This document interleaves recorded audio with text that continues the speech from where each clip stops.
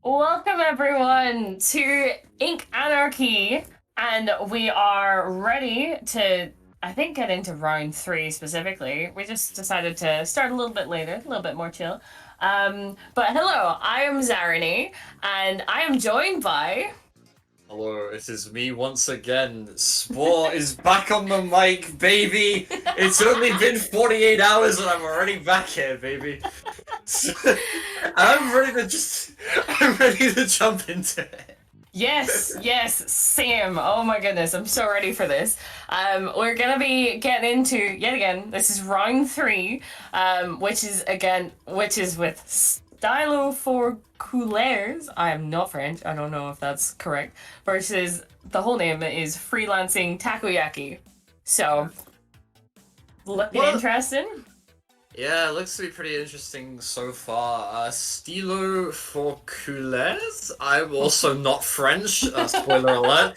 But, Stylo for couleurs is a strong +3 pickup. I believe they have Sorn on there, and I saw a couple of other French names that I recognize. And Freelancing Takoyaki, a team that had a little bit of a probably best known for defeating Chewits a little while ago. Yeah, I wasn't there, but they we Very they important to specify. they managed to defeat Chewits in a very clean 3-0 best of 5, and after following that, they actually got banned from Low Ink, and they're playing today with their coach, Redrum, who you might know from the NA side of things as being on top teams such as Rose and Enlightenment.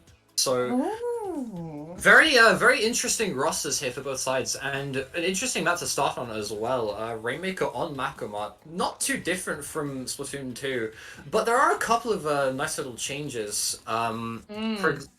Like they've made one of the perches overlooking mid a little bit smaller, I believe, and the addition of the checkpoint on the next to the goal actually helps to make it a much more viable route, because I'm sure you remember trying to push Rainmaker and Makomat in Splatoon 2 was Not great. yeah. Yeah, you go left or you don't go at all. Yeah, exactly. You go left or you die. The only time you don't die not going left is when there's literally no one on the enemy team that's alive. So, yeah, it's certainly it would be a choice on Splatoon 2, but Splatoon 3, it's got that checkpoint. It's a little bit different. And you can sometimes make that push. But yes, that'll be a very interesting thing to start on. I should also mention that both teams haven't dropped a game, I don't believe. So far, they've only played in round two because they were seeded so highly, but both went 3-0. So yet again, very much we don't know exactly what this matchup is going to look like, because they look like very strong teams. Which is what you're looking for in a tournament, but we're getting right into it. Yeah, we're getting straight into here. Rainmaker on Makomat here. We see the Comsera Charger coming out for the side of Stylo for couleurs. Chishia, formerly a Squiffle player, switching over to that Charger for a little bit more range. We're Freelancing Takoyaki. Very interesting comp from them. I believe this is the first time I've ever seen a Rapid be used in tournament with Respawn Punisher as well, no less. Yeah, that is very interesting. That would be kind of more what you'd see on a Charger. But let's see if they can make that work, because Rapid does definitely help with coverage and help with aggression. So, but straight away one down on each side here, two down on each side. Still kind of fighting over mid, but it does seem like Takoyaki is gonna be able to get the first push here.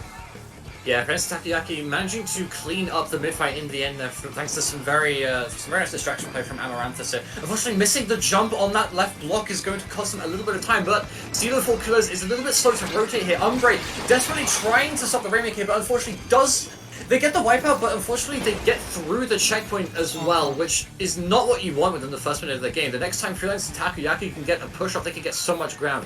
But there are 4 specials on standby for Stylo for couleurs, only 3 technically because they have the Rainmaker, and they've also failed the jump. The Crab Tank being popped hit by I believe that is Swan, but they managed to get through the checkpoint as well, not getting the lead due to how the lead mechanics work in this game. And Freelancing Takoyaki is able to seemingly slow things down for just a little bit. But you can see there, they did, Stylo did get that pop, but they weren't able to follow up with it. This already 2 down on the side of Stylo here, which is not ideal when Free Takoyaki has the Rainmaker and are starting to try and make another push, try and get a bit more on the board here. But that kill there is going to slow them down a little bit. They're going to have to stay in mid. Yeah, two down. That is not looking like they're going to get any kind of solid push here. And they do not. But it depends here if Stylo is actually able to make much of this, because some of their team were down as well. But it does seem like they might be able to get the lead here if they're able to get past this rapid. Yeah, Red Room on this route being a mess right now, getting taken out by the Rainmaker. Unfortunately, a desperation play from the Ultimate will delay the push a little bit more, take out the Rainmaker, but Tactical is alive still right now. They still have the effects just running out there, unfortunately not able to take advantage of the movement bust that Tactical provides to get that lead. Rapids once again slowing down here. They managed to get the lead by squeezing it through that little gap between the checkpoint and the wall, but unfortunately not going to get more than that as the Trizuka snuffs out the splash. I believe that was the kill there. And once again, Freelancing Takoyaki pushing back into the mid here. We saw last time they pushed into mid, they were a little bit slow to push, a little bit hesitant, probably because of Chishia on that charger. But the picks are coming through for them now here. Chishia on that left side here, but no one's really looking at this right side. The other brush going to use that, try and get a flank off. Unfortunately, not able to pay attention to the respawns here as Swan and Noah double team together and take out not only the other brush, but take out the Rainmaker as well. Yes, and that rapid. This is not looking good for Free Takoyaki in getting that push going and getting lead themselves. But it does seem like there's still a couple players behind them from Free Takoyaki, so that does mean that they're not really able to settle in mid quite yet. Yeah, they're not able to settle in mid quite just yet. CQ here trying to look at this right side here, not quite sure who is that. Sorn is defending it, but it is only Sorn really looking at the right side right now. The other brush lurking underneath them as Freelancing Takoyaki pop the Rainmaker. They have 3 specials online here. The tri-strike coming out for Freelancing Takoyaki. Unfortunately, Red Room getting taken out before he can get all 3 of the strikes down, to basically nullifying out that pick onto Sorn. As Noah on this bottom right here, looking to get a little bit of ground. Unfortunately, Autobrush has the high ground here. Basically impossible to push if you're a Splash-O-Matic. But the Autobrush opting to give up the high ground here might give Noah a little bit more breathing room, a little bit of a chance to try and move in. Unfortunately, Autobrush is being enough of a nuisance right now. Just here trying to get a shot onto that. Managing to not get the shot, but creating a situation for Noah to get a trade off. And Stylo for couleurs is controlling the mid once again here. Freelancing Takoyaki bunching up on this right stack. I'm not sure if that's the play in this situation, given that Stylo for couleurs has a much more even split, especially with that charger covering right stack so well. But the picks are coming through for Freelancing Takoyaki right now. Red Room picking up the Rainmaker. They won't have a tri-strike for this push. Noah going down. The zip cast being used by the Art Brush. Gets a pick onto the shit. That's a massive pick. Yes, but they do need to protect that Rainmaker. And it does feel like they get what a burst! What a burst! It just seemed like they just snuck through Stylo's defenses there, going from what, 50 to 15? This is gonna be, they're gonna need a hell of a push here to come back from that. And they do not have very much time. So this just depends how Free Takoyaki are able to play this, because all they need to do is kill that Rainmaker. But with 2 down on the side of Free Takoyaki, this is not looking ideal. They have to play safe, and they do have space and time to work with, but just have to be careful. Yeah, Q walking on this wall with a Trizuka ready to rumble. Pops one, unable to find a pick with the first 2 shots, and the final shot not finding anything either. Very unfortunate, very important that they took that result, but they've left the top completely free, and that's it! Stylo for couleurs catching Freelancing Takoyaki while their pants are down, just rotating the Rainmaker there. Absolutely genius play. And taking the first game of this best of 5 set against Freelancing Takoyaki. Oh, this looked like they were losing it. This looked like they were not going to be able to come back from it. But they just slowly dismantled Takoyaki's entire defense. And then as soon as they were like, "Oh, we need to defend the right," then straight away, just turn around, just go the other way. You know, there's no one there. Why not just swim it to the goal? So yeah, oh my goodness. That was such a play. Massive props to Stylo for couleurs for not only recognizing that they could rotate the Rainmaker in that way, but also making sure that Freelancing Takoyaki used up all of their resources that they had on standby to try and kill that Rainmaker, especially that Trizuka from Q. Getting rid of that Trizuka from Q was a really important step in making sure that the Rainmaker could safely just swim wherever the heck it wanted. But speaking of safety, Sturgeon Shipyard Splat Zones. There aren't very many safe spots on this map. It's exactly the same as it was in Splatoon 2. For the most part, there's a couple of nice little squid surges here and there that you can do to get some high ground. But yeah, still a very scrappy map, right? Yes, very much so, and especially if there's a backline up on snipe or on the spinner, it can be kind of hard to hide from the all-seeing eyes that is, for example, a sniper. So very much it's an interesting map for Splat Zones, I would say. And will depend on what both teams bring to the table. Do you think we'll see that rapid again? I think it can work on this. It definitely can, but it will depend on if they feel like they need a different kind of range. Do you think? Yeah, I reckon that Red Room will switch over to probably something that you're more likely to see him on in Splatoon 2, a charger. He was a charger main in Splatoon 2. And he, like a bamboo right at the end, but the charger main through and through. We'll see if they can contest with the Elite of Shashir here. That Elite is going to be a massive hit. Oh! Red, they have an E-leader! That's not Red Room on E-leader! No! Red Room's on Blaster! Hello, hang on! This was unexpected. We were expecting a charger, but not from Duckinham. Wait, I can't even remember their whole name. Not from... Maybe, yeah? By the way, Umbra getting the pick onto Red Room here. Look to threaten this E-leader player here as Stylo for couleurs manages to get the cap early on here. Q trying to look for a pick, unfortunately doesn't find it onto Umbra. Umbra using that Ninja Kid's machine just to try and get around this duelie. Amaranthus getting jump scared a little bit there as Umbra just continues to extend his dominance in the Freelancing Takoyaki core. Yep, just using that that machine for what it's good for. And it does not look good for Takoyaki. They need to get out of their spawn. But every time they seem to drop, just another person goes down. Oh goodness, this is really not looking good, especially with that crab coming out from Noah and the E-leader. They've just got all the range that they need. But Red Drum in here causing some kind of just trying to cause some chaos, but not enough to get them off the zone. This looks like this is going to be a clean It's clean knockout. Oh god.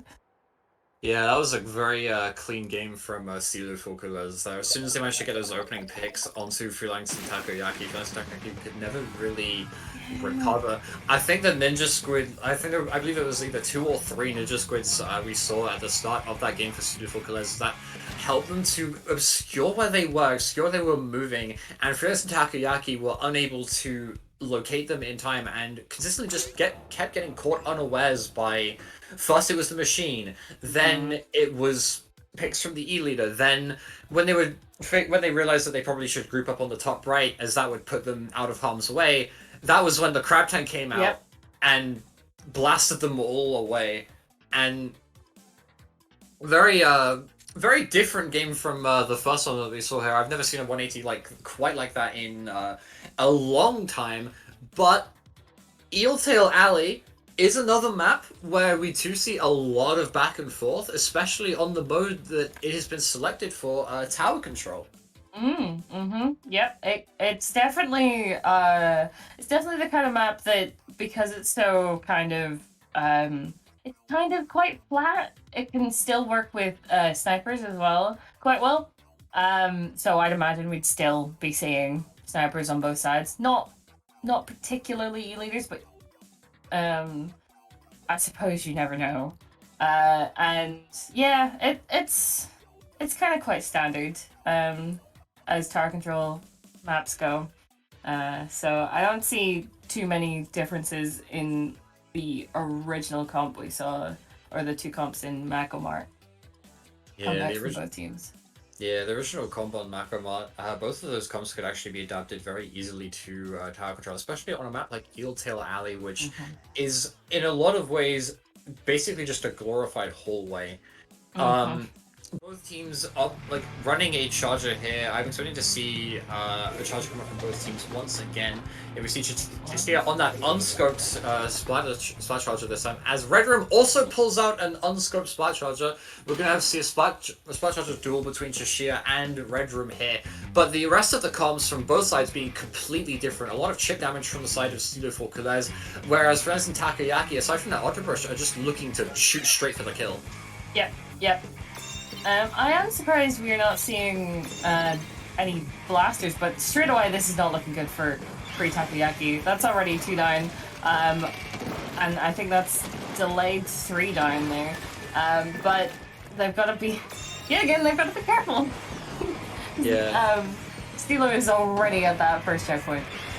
Already through that second checkpoint, actually. They've Oh, just broken second. it through. Good. Yeah. The brush tries to go falls off the map. A very unfortunate moment. I don't know why there's no slow ground underneath that either. But the VAC comes out for Stylo for couleurs. This is looking like it's going to be a clean sweep unless Freelancing and Takoyaki can get something going here. They managed to, and like as soon as I say that, commentator's curse, they get 3 down. It is just Umbre alive here against the combined efforts of both Red Room and Amaranthus. They should be able to take this out. Red Room trying to take out this real bomb. Unfortunately, not able to shred it in time as Umbre gets 1 pick. Might be able to get the pick onto the Doys here, but almost. The 2v1 from Amaranthus and Q able to stop Umbre's efforts, and in the process stopping the push for Stylo for couleurs. But this game is nowhere near over. A snowball can happen in either direction here, especially with the tools that Freelancing Takoyaki is building up them, and they have that crab tank. Unfortunately, 2 getting taken down, 1 by Noah here. Red Room get taken down by Noah as well. These are some insane picks coming out as the crab tank being popped just to try and get a little bit of stone, to try and preserve a little bit of ground. Unfortunately, Noah holding his crab tank as well as Red Room getting taken down again. I should have stopped Red Room. That's Chishia. I'm looking at the wrong side of the screen here. Noah still on this top left as the bubble gets popped onto the tower, looking to try and look for an opportunity to use this crab tank as they break through this front check with the crab tank getting popped, trying to shield the rest of Stylo for couleurs as the tower getting pushed here. There's only 2 points left to go, but Freelancing Takoyaki able to stop things for now. But Q, the last line of defense, getting taken out, and that will be the end of the game. Stylo for couleurs getting a nice 3-0 win over Freelancing Takoyaki here. Oh my goodness! I swear, if you told me that first game was a different like set of teams, I would believe you. This is completely different from what we saw at the beginning of this set. Stylo just steamrolling here, not letting Free Takoyaki get any kind of momentum or movement on those last 2 maps there.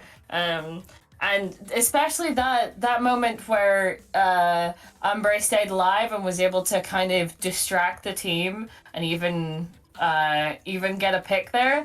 That was very important in keeping their momentum in that game. Incredibly so. And probably was the main reason that they were able to straight away make that kind of a push. But yes, what an incredible set of games.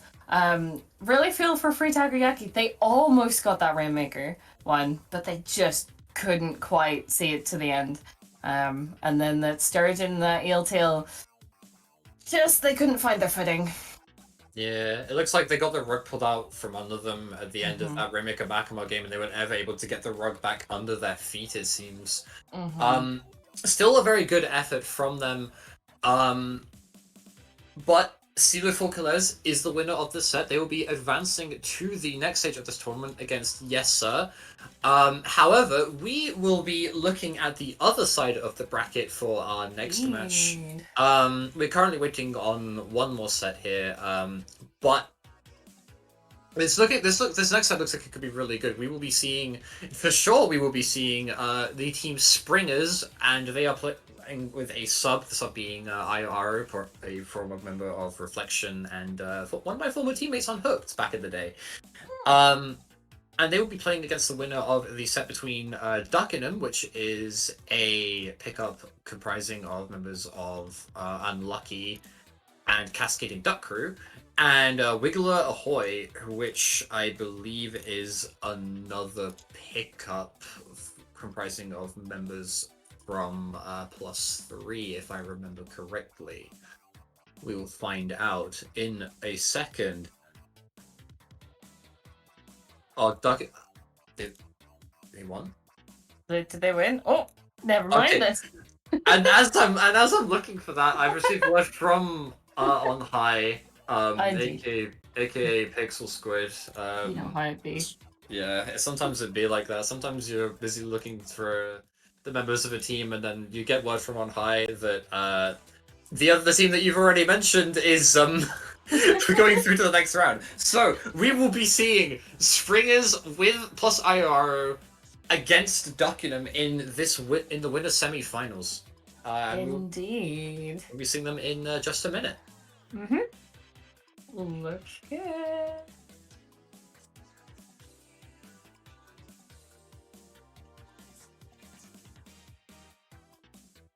I think we might be about to go on a break, so we'll see you guys back in just a minute.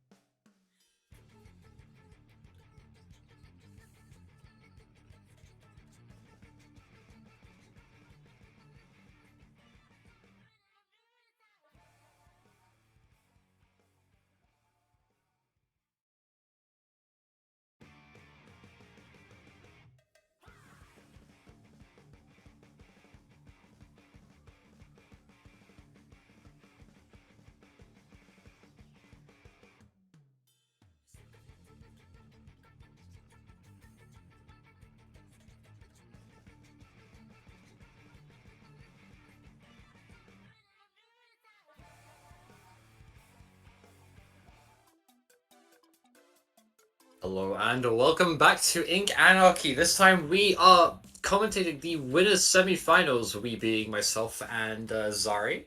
Hello! But yes, we just came off of a very interesting match. Sadly ended up as a 3-0, but that first match in the set was quite the back and forth. But yes, we are going to be getting into Scorch Gorge on Clam Blitz. Thoughts on that, Spore? Clam Blitz on Scorch Gorge. Oh boy, this is a stage. Yep. This will be a very interesting stage for both teams actually. So before I talk about the battle, let's talk about the teams a little bit. Springers with Ayuaro. So they have a Tetra on possibly one of the best Tetra stages in the entire game. Whereas Duckinham, which is a pickup comprising of members from the UK team Unlucky and the European team Cascading Duck Crew, both of which have been doing quite well for themselves recently. They have more of a close range sort of style. I recognize some of these players as well from teams like Frostburn and Possibility. That was it. And Liability as well later. If you remember them all the way from. Oh yeah, I remember them. I do. Breeze 2020. Was just, I'm so mad that set wasn't streamed. But anyway, Scorch Clam Blitz. It is it's quite the stage. There are two different ways you can score the clams into the basket. You have a route that makes you go all the way through mid, all the way to that far right hand side of the map. Or if you're feeling a little bit cheeky, there's a little bit of a catwalk that you can walk over from the middle podium. But you're very vulnerable while walking across that. So you want to be really careful about when you want to decide to walk over it. Yep.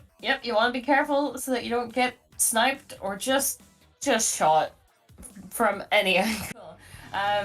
But it does look like we're getting right into this first game. Be interesting to see how both of these teams decide to push. That's already two machines. What a surprise! Reflux as well coming out from Duckinham here. Egret using the reflux here just to get a lot of paint down for his team right now. Whereas we see maybe a couple of missiles here. We might be some Splatoon 2 flashbacks. Meanwhile, Spring is running a very traditional comp, running double machine shot junior, which is, if you were watching the French tournament earlier, was the comp of the winning team Prominence. So we'll have to see what they're doing here. They're off to a winning start here already.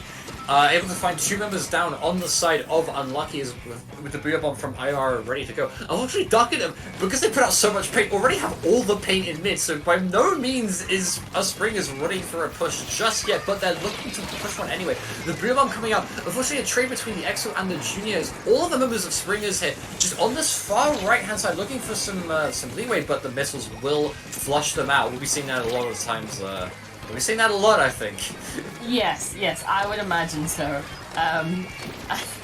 You can tell what Egret's looking for here, and it's paint, and it's missiles, and not quite sure if there's anything else. But still here, Springers is really getting close to actually being able to put some clams in. And it looks like that'll be the basket, and we'll just have to see how much they're able to get in. Already down to 62. Good first push, but you can tend to do a little bit more, especially if the team's still in their spawn. So we'll see if we'll be able to, extend this and how far.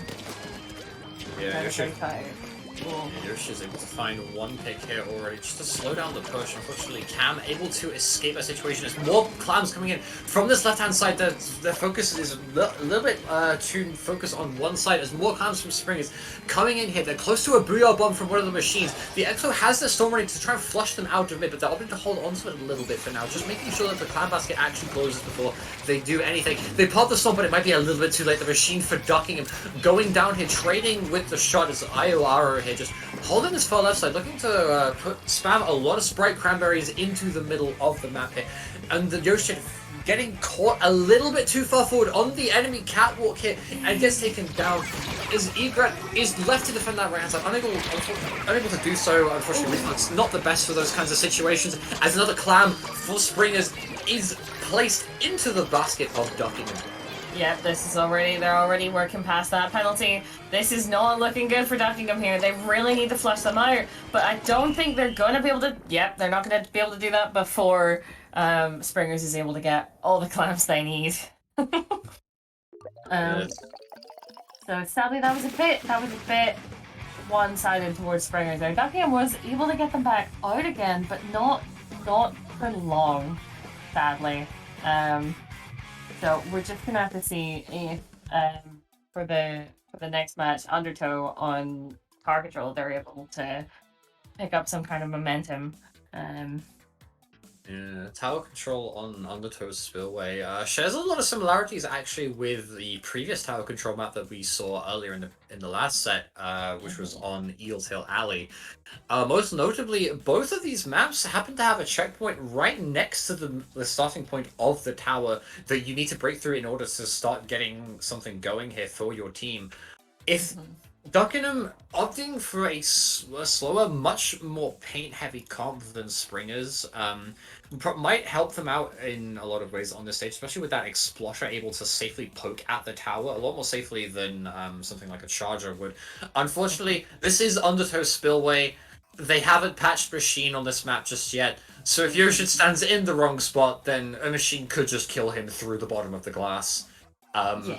Yeah. So you want to be a little bit careful of that, but overall, Duckinham's comp, I think, as long as they don't change it too much, they should be able to find some sort of standing here. The only thing that I think that really needs to change is that reflux. Reflux putting out a lot of missiles, but they lack in. But giving up that slot of another more aggressive weapon for the reflux has resulted in them not really having enough aggression to contest that of Springers. And we saw in that last game, Springers is an aggressive team. They're a very aggressive playstyle. They may not have all the paint in mid, but they don't need all the paint in mid. They need to make sure that they can put themselves in positions where they can make your life miserable. And Undertow Spillway has a lot of points where they can make your life miserable if you're not careful. So it's really going to be a case of which team can break the deadlock first between the more sort of chip and paint heavy side of Duckinham or the more straight up aggressive side of Springers here. We see the comp from Springers not changing one bit, and the comp from Duckinham also switching up to be more aggressive, keeping that reflux but opting for a splash instead of that Explosher and keeping the Junior Machine. I really like this change.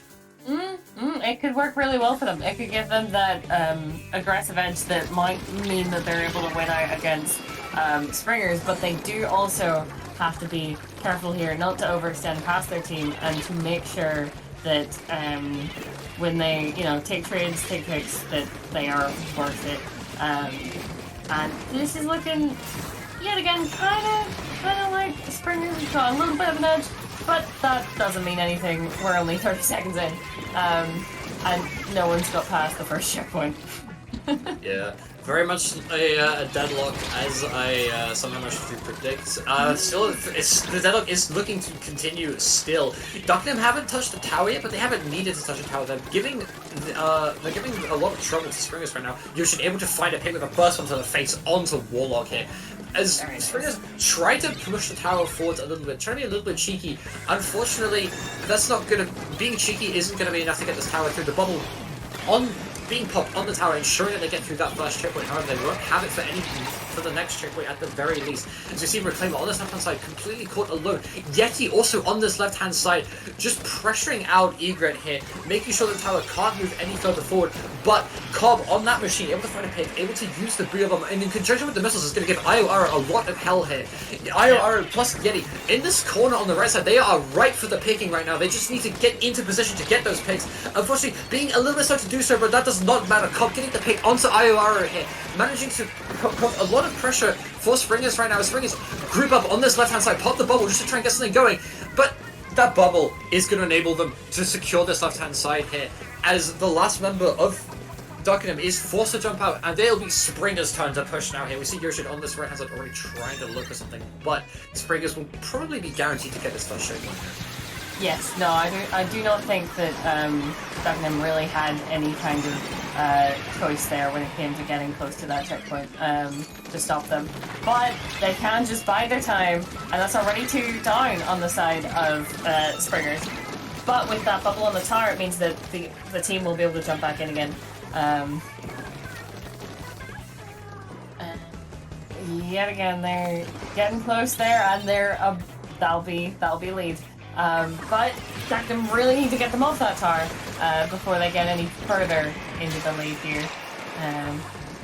Crab tank getting popped there, just stalling the tower for a little bit. Very nice play, but unfortunately they do lose it, and they do lose the checkpoint. Yoshin opting to take a close range fight against Iora, wins the 1v1. Can he get the second pick? He cannot. Cam cleaning up. It's just a very clean direct here as Cobb running in with this machine, trying to get something. It's an absolute bloodbath here. Complete disregard for spacing from every player. It is just getting in people's faces and trying to shoot them before they shoot you right now. As the bubble being pushed on the tower, just getting it out of this left-hand side, getting out of this war zone here. It is only 1 alive for Duckinham right now. Springers is able to get to the final checkpoint here. Cobb trying to stop the tower, but unfortunately, Warlock and Cam double teaming on from 2 different points of elevation there just to get the pick set. Getting another pick onto Yoshi. It's only Egret left alive right now. Egret has to get some serious clutch going. Unfortunately, bubble completely nullifies any clutch factor any weapon in the game has, and that'll be Springers taking game 2 of this set. Yep, it did seem, yet again, you did call it. There was quite a deadlock in the center, and Duckinham was able to get a push, but then Springers just didn't stop pushing.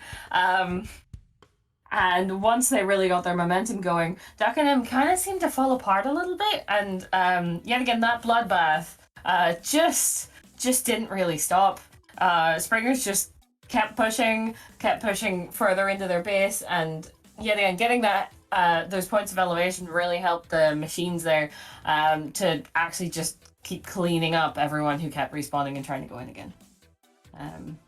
Worked really well for Springers. But Duckinham did have their moments in that game. They're not completely out yet. They just have to get something done in splat zones. It's still not over.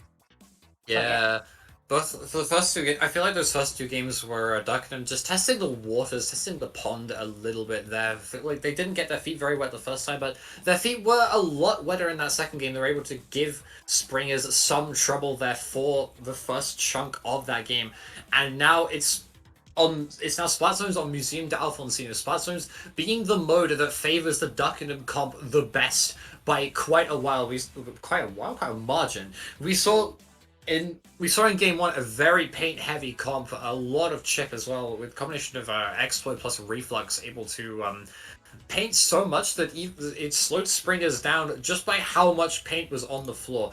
And if you can put out that amount of paint in that amount of time, you will be golden when playing this stage. Museum d'Alfonsino Splat Zone's a pretty mid-sized zone, but it's still fairly hard to ink. Contrary to probably the top of the map does not actually contribute to the score of the zone here. As we see Yosha going back onto that Explosher, Duckinham opting for an extremely paint-heavy comp here with the combination of Expo, Junior, and Reflux. There's not much that's going to be outpainting that.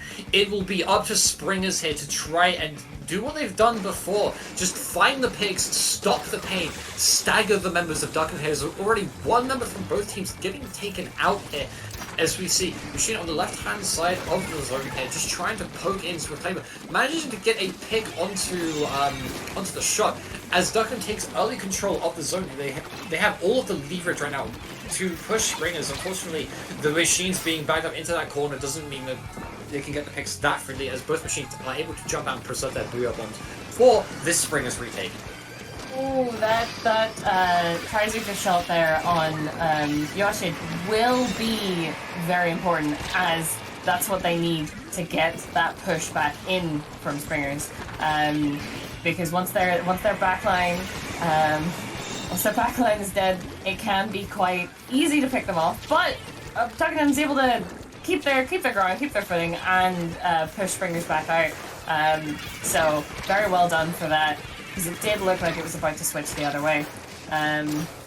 But yeah, again, we're just going to have to see how long Duckinham can hold this before Springers start trying to to poke them apart here. The 2 bigger bombs should make that easier, maybe. They use 2 beer bombs, got 1 pick out of it. That's a lot of resource investment for 1 pick. As Duckinham using their sheer turf output just to hold control of the zone for a little bit longer. Now they've used the bubble on the south side of the zone. They're looking to keep just stalling us. Unfortunately, Cobb getting taken down, trying to go a little bit aggressive, a little bit of miscommunication there from Duckinham here. As the beer bomb comes out to disrupt the left hand side, gets the pick onto Yoshi here. No explode is going to help Springers push up a lot here. As we see Yeti just getting control of this top and getting a bubble ready for the inevitable Duckinham push. As we see I believe that's Warlock pushing the, actually no, it's not Warlock. Warlock is on the bottom right. One of the machines pushing onto the plat here, not able to find too much, but the machine does get taken down by the bombs from Springers here. As Springers looking to establish their controls even further here, we see Cam taking a very aggressive angle, gets a trade onto the explosion. That is a massive trade. Expo being probably the main sort of anchorage for Duckinham here. The bomb getting popped, but not before Warlock gets the kill. As Springers plus IOR here able to find control of this zone once again. Cam just because Cobb having that boom already being forced to jump out. They do have the specials necessary for a quick retake here, but they won't be able to do it anytime soon as the machine managing to get the trade onto Reclaimer here, denying Duckingham of one of their primary sources of stall. You see Cobb looking for a pick onto Warlock, gets the pick onto Warlock despite the smoke screen from the BR bomb, and Springers are once again being hunted onto this right side. They might get taken out here. And they do! Oh, that is a very good push back in from Duckingham there. It did seem like it was very much not in their favour, but they were able to turn it around and actually push up on the Springer's plat here and keep them kind of back a little bit longer so they could get through those penalty points. Ooh. Warlock here just looking to see if they can get a pick with that Trizuka, but not quite able to. But still able to take out that machine, and that is a wipe. Very quick wipe. Oh gosh. That is not good there for Duckingham. They really need to work together and get back in again. Yeah, the time it takes too far. Yeah, in the closing moments of that game, they were looking just to desperately try and hold that zone for a little bit further, but they kept the composure. They might have been able to get a few more points, as it's now Springer's turn to wind down that clock. They have no penalty points left. Unfortunately, 2 going down on the side of Duggan here, going to really mess up that retake here. As IR getting taken down here, no specials for either side here, but the bubble will come out soon for Springers. Yeti opting to pop that bubble near instantly. The bubble already being popped by Duggan several seconds earlier, as Springers desperately holding the zone, managing to get the pick onto Yoshi here. It's Yeti trying to keep the last two remaining members of Duckinham out of the zone. They managed to pick off one of them. And that will be, with a fantastic zones hold, Springer's getting the 3-0 dub over Duckinham here. Oh my goodness! Why do we keep having like sets like this where the 2 of the matches don't look like the third? Because that game seemed completely different. Oh my goodness! It definitely seemed more in Duckingham's favour, but yet again, right at the end, they just could not get back to that zone in time and be able to cap it. It would have looked quite different if they'd been able to get, I think, one of the first caps in that last they almost capped it in that last maybe like 30 seconds or so, and if they'd gotten that cap, that might have been just what they needed, but they weren't quite able to, sadly. But what a game, really great game there. A lot of back and forth between the two teams. It really seemed like Duckinham were able to find their footing at long last in the moment where they really counted. Unfortunately, once you found your footing, you can still be knocked down, and Springer's able to overcome the sheer overwhelming pain of Duckingham's comp through some very intelligent, aggressive play, especially from IOR, just balancing, going in with taking a little bit more of a conservative approach and just throwing a lot of fizzy bombs, just disrupting them a lot, so that Warlock was able to use that Trizuka and get some much needed value from their pushes and their retakes. And yeah, that was a great set. a little bit like basically like the opposite of the last one, I would say, right? Like Yeah. instead of game one being a nail biter and then it winding down, this one just kept ramping up and up and up, and we'll be and I really hope that ramp will continue as we are just about to jump into the winners finals set here Ooh. between Springers plus IR, who we just saw, and a team that we have not seen so far. Yes, sir. Um, Hmm. which I believe is another. I think this is another pickup actually. Yeah, they're the very last sign up on the sign up sheet here. A pickup comprising of Jamil, Tyflux, Nico, and Reyes. Some very solid players who have been grinding away a lot of the game recently, and clearly their work is paying off. Able to 3-0 Stylo for couleurs, who we saw on the first round of this stream against Freelancing Takoyaki. Ooh, very interesting. Yeah, okay. Because yet again, that first set just Stylo really ended up steamrolling Freelancing Takoyaki after the first game. So them kind of being 3-0'd by Yes Sir really says that we've got something to look forward to here in this final. Very, very interesting. And it does look like we're going to be getting into that final now. Inkblot Rainmaker is Inkblot Rainmaker. It is Inkblot Rainmaker. That is very true. One of the few maps in this game to only have one checkpoint. Because there is only one real way to push the Rainmaker, and that is through the plat, baby. Yep. Thankfully, Where else are you gonna go? Yeah, where else are you gonna go? Unfortunately, they decided to modify the other side of the stage, but not so that it was a Rainmaker route for some reason. So this stage ultimately plays out similarly to how it did in Splatoon 2, with the main differences being that checkpoint right by the uninkable ramp, and instead of an inkable wall, they've changed it so that it's an ink rail now. That you can use to just get onto the top left. It functions basically the same as that inkable wall in Splatoon 2. It's about the same thing, but it lets you actually see people who are potentially wanting to threaten your bats, which is going to be a key area that both teams will want to control as they push the Rainmaker on this stage. Yes, yes, indeed. Instead of people just lurking right at the top of the wall, you can actually see people coming up the rail, which is I do believe quite helpful at times. But yes, it just depends how both of these teams are going to play. We already know that Springers is very aggressive with that double machine comp. But yes, sir. Who knows? I've seen different things from, for example, Jamil. You can never be too sure. And I'm just very interested to see what they decide to bring to this map mode combination.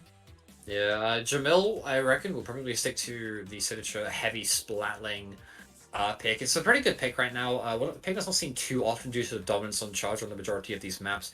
But we already know that Springers do not possess a charger in any capacity, so the heavy will be able to get a lot done here on this stage. Not only that, but I'm curious to see what Reyes ends up going for here. Reyes being a K-Pro main in Splatoon 2, but obviously the regular Splash Pro in this game getting probably like the most sour end of the stick, so to speak. It's a bit of a tongue twister there. Yeah. Getting stuck with that line marker, so they might opt for something a little bit different here. Yeah, and it does look like we are about to find out. So yet again, not what I was expecting from them, but interesting. And there you go. There is that heavy coming out from Jamil.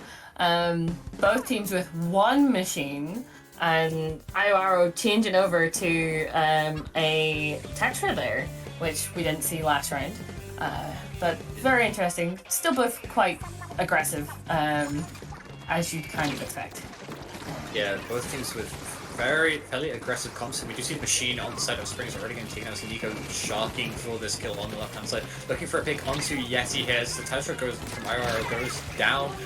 Nico finally able to get the pick onto Yeti here. This looks like it's a perfect opportunity to get the Rainmaker to get the first checkpoint. Unfortunately, being a little bit slow to do so, but that's not going to matter. They're going to get that first checkpoint done and dusted anyway. The Cypher being forced to use Booyah Bomb as Cam, catching him a little bit unawares. IR on this Tetra here, just playing around the flanks here. IR actually a Tetra player from Splatoon 2. One of the finest Tetra players in the entire European continent, actually. Unfortunately, not able to find value with the reef slider there, as yessir able to continue holding this left-hand side despite the bubble being popped by Yeti. They look at grabs trying to push it a little bit further, but a little bit. I think that's a little bit too early. They're able to get the pick onto Cam. They're still finding the picks, but it's just about getting that grab ahead of the Rainmaker. That's what they need to be doing at this moment in time. Unfortunately, not able to do so in time, as the members of Springers are finally able to respawn as the Trizoker coming out from Warlock here, getting a nice assist onto the Rainmaker and managing to survive that Booyah Bomb as well. Very important survival plays there, as they're able to get the cleanup kills here. As it's just Typhlo on their bats right now, but he's stuck in a corner, and yeah, he'll be taken down here. But to go down on this, like that'll be Springers able to reset the Rainmaker and gain control of him. Yep. And here's Reyes just ready to come in from that shark and pick off one. But it does seem like we do have a DC. We do indeed have a disconnect on the side of Springers. Unfortunately, since yessir managed to push the Rainmaker all the way down to 35, I think that means the game will count, unless yessir want to be what I would call absolute legends and decide to give the Gentleman's Replay. But that is only if they really want to do that. The game is, if I'm following the rules correctly, is theirs. And we'll see what happens here. I guess we'll see what they have to do.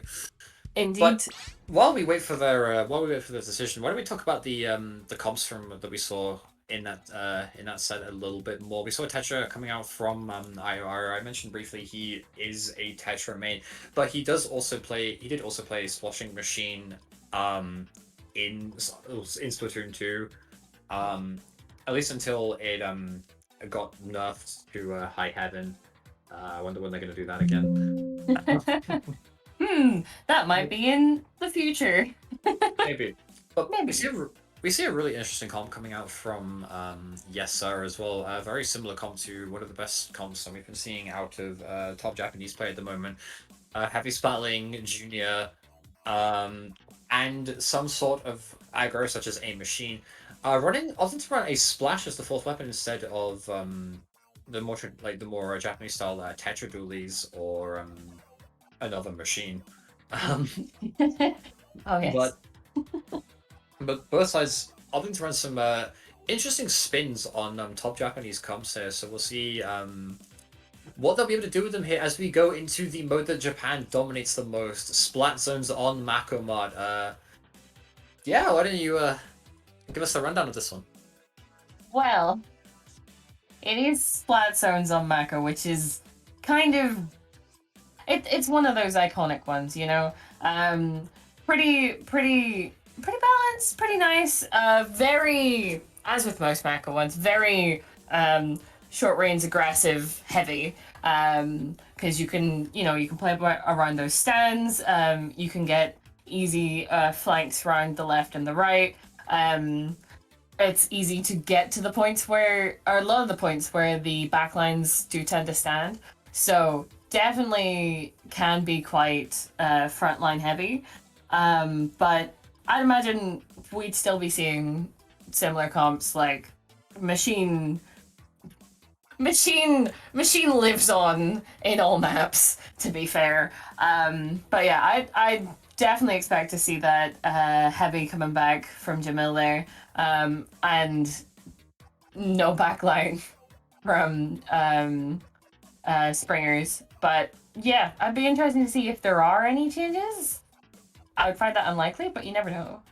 Yeah, you never really know. I do agree. I think Jamil will stick with that heavy spelling. Wavebreaker, the special, is a fantastic special for Mako mod. If you don't know how Wavebreaker works, it sends out 3 pulse like shock waves across the stage, and these shockwaves can actually travel like, I guess steps, you would call them.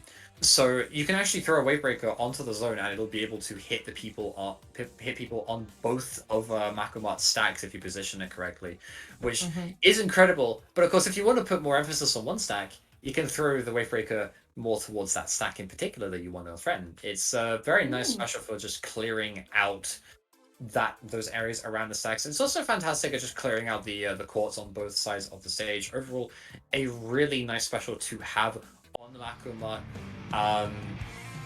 So we'll probably be seeing the return of that. We see a return to double machine, a splash instead of a shot this time, and the heavy does come out once again from the side of Jewel. I think a special charge on that heavy splatling here, just to get a few more of those Wave Breakers and support his teammates who are running 2 ninja splits. Yeah, indeed. There's only one ninja squid coming out on the side of Springers there, which is interesting. But already, straight away, the zone flipped to Springers. But it depends how long they're going to be able to keep it. They've already got one person down, that splash. And it does not look like they're going to be able to... Yeah, there we go. Straight over to yessir. And already they're flanking around, trying to clean up, get people off the zone. But that crab could mean... I'm not sure it's going to be enough paint on its own to really make that much of a difference here. They are in need of their team to help them get a bit further. And as I'm saying that, the zone flips over to Springers. But yet again, it's all about getting people off the zone and send them back to spawn. So 2 down on both sides here. But Springers is able to still keep his zone for a bit longer. Yeah, Springer's able to keep his zone for a little bit longer. Yet he having to pop that bubbler just to get some sort of ground against the mixture of chip and straight gunfire that the yessir comp is providing them with. Is yessir able to flip the zone back, getting the pick onto the splash means that they're going to get a lot of control over this zone. They need to take the right stack. That's what they need to do right now. We see Typho on that right stack and Rez underneath it as well. Some really nice play here. Rez trying to close the gap onto IR, but IR able to find the pick. That's a really unfortunate death. That Crab being one of the most vital specials for this comp to defend. As Typho being forced to pop his Boo a little bit early. He's trying to contest the Boo from Springers as the splash from Springers going down here. It seems the splash is going down on really unfortunate moments as a just trend for both teams in this set. As we do see a 3v3, IR able to get the... Actually, it was Cam able to find the pick there on Stylo as Springers take control of the zone for just a brief moment. Unfortunately, losing too many of their players there, and it'll once again be yessir able to get control of the zone. And now they'll be once again trying to force Springers to use their resources as soon as they get them. Unfortunately, IR are not able to find those resources here as Typho getting a really nice pick, also getting another pick onto yessir. Typho coming out with some really important picks right now. We see them having to give up the left side here just a little bit. Unfortunately, Jamil going down here, but not before Jamil can get that wave break out, and the wave breaker does hit Cam for 45 damage. It's going to be a lot of damage and allows Nico to get the cleanup kill here. As you're unable to find the pick onto Warlock, it's a 3v3 situation, and there'll be a zone flip for the side of Springers, but the zone is still all to play for right now. Yeah, yes, indeed. And it's very important to see if Springers can actually keep it for any amount of time, because that, since the beginning, that was the first moment they were actually able to keep that zone, as opposed to just flipping it. But because of that, and that push and that grabbing of the zone, almost the entire team ended up going down, which is unfortunate and really not what they need right now. But if they're able to stay alive, able to push them back together, it's still not over, but it's getting close. Time is of the essence, and they really need to push in with that bigger bomb. Yeah, they're managing to get the control of the zone with that boom. The wave breaker being popped a little too early on that defense, I think, allowing Springers to go in the second that it ran out.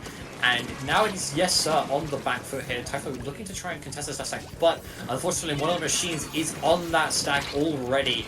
Able to try and get a pick. A nice pick coming out onto Typho from Cam here. As Cam opting to use a beer bomb just to try and get the heavy a little bit further away from the zone. Jamil opting to jump out here, wanting to save that wave break, wanting to stay safe as Reyes doing the complete opposite, going in extremely deep, managing to get a pick onto the enemy's flash to pop the crowd tank here, threatening this beer bomb. Unfortunately, Boom will come out and force him to use half of that crowd tank duration just to try and rotate here. And try and get the pick onto IR here. IR able to jump out, but not before 3 of his team go down, and not before yessir get control of the zone. Once again, the wave breaker was popped during that retake, but they still have that Trizuka ready on standby. If that Trizuka is popped and able to find a pick before the game closes out, it will be game. And it finds the pick onto one of the machines here! Are they? Yep, no. That looked like for a moment they were gonna get that push, but they needed that booyah bomb just that little bit earlier. To help them with that push. That was so back and forth. Oh my goodness. But still also very much in yessir's favor. They were able to hold on to that zone for so much of that game. They just ended up losing it every so often for either a flip over to Springers and straight back again, or a couple times when Springers was able to get to work on their own points. But still, it just wasn't quite enough for Springers. They weren't quite able to get the momentum that they needed to actually see the to get near to where yessir was working at their points. But yes, unfortunate for Springers, but fair play to them. That was a good match. They just need to get their footing and be able to kind of knock yessir off their footing a little bit. Don't you think? Yeah, I think what Springers need to do right now is they need to take a step back. They need to have a little bit of a mental reset here. They are 2 games down, but the reverse sweep is still very possible here. Unfortunately, the map that stands before them is possibly the map that tests your mental fortitude the most out of any map mode in the game. Mincemeat Metalworks on tower control. Mincemeat Metalworks being a stage infamous for its stalemates, its deadlock situations in mid. As soon as one team is able to break that deadlock, they're able to get so much ground and so much objective off of it.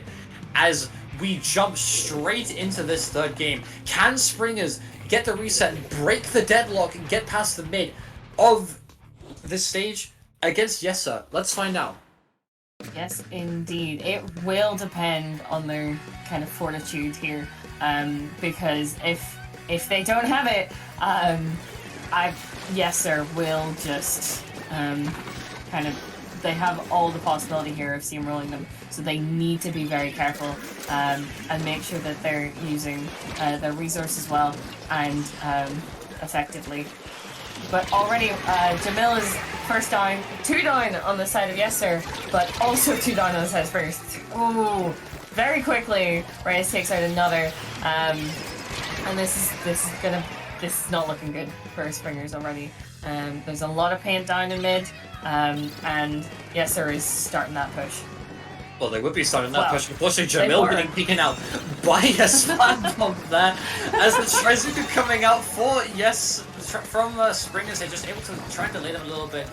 They had all the pieces there for that push to get going extremely quickly. Unfortunately, both of the aggros opting to push all the way to the right side of the map, and the tower actually moves to the left. It has a checkpoint on that side. They need to try and play around the tower a little bit more here, as we see Typho doing exactly that. Looking for a pick. The pick onto IR finds a pick onto IR, but unfortunately 2 getting taken down by, I believe that was a suction bomb onto the tower. 3 down here. Looks like Springers are just cleaning up. It is just Reyes alive once again in their back, like right in their backline, able to back out extremely quickly thanks to that little flank on Mincemeat. As we see Springers trying to get a push going, unfortunately the heavy is in prime position to take out the machine on the tower there.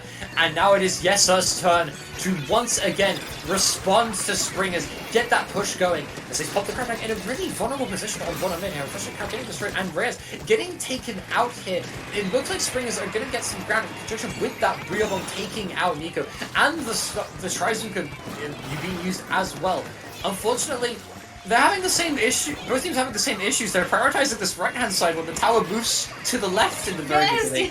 And Jamil getting taken down, unfortunately, with the Booyah Bomb being popped. It looks like Springers are finally able to try and break through this first checkpoint with the bomb being popped. That narrowly saved them from that Trizuka. Oh, yes, and as we've been seeing a lot of, people are dying at this checkpoint. So that was almost another one. That bubble there was incredibly important. But they're still working at that checkpoint. And Reyes is saying, nope, we want to work at ours. But Cam isn't so sure. Cam getting one, but Cam getting two kicks in, single-handedly stopping the yessir push, able to put that Booyah Bomb as well, just disrupting Takoyaki, forcing Takoyaki to use the Booyah Bomb of their own here, on their feet, able to survive the Booyah Bomb as well. This is a really important clutch plays from Cam here, getting the pick onto Takoyaki as well. Cam single-handedly stopping the yessir push as Nico getting the cleanup onto the rest of Springers now that is able to find something once again. It is just Cam alive now, able to try and poke a little bit onto this right-hand side.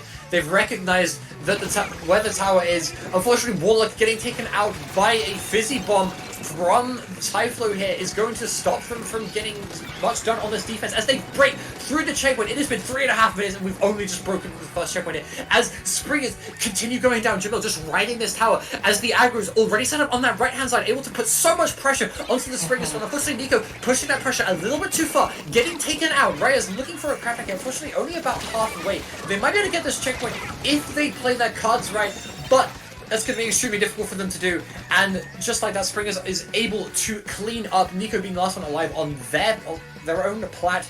And it is now Springers' turn to once again get a push going on this left-hand side. Yes, indeed.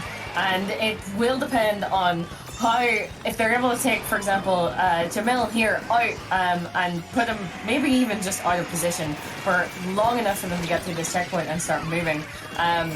It is not looking so good for yessir here, but they're still holding out, trying to find those picks, trying to stop this push. And that's 2 down on the side of Springers, which is going to be a problem. And will stop that push before it can get any closer to that 40 mark and try and get that lead.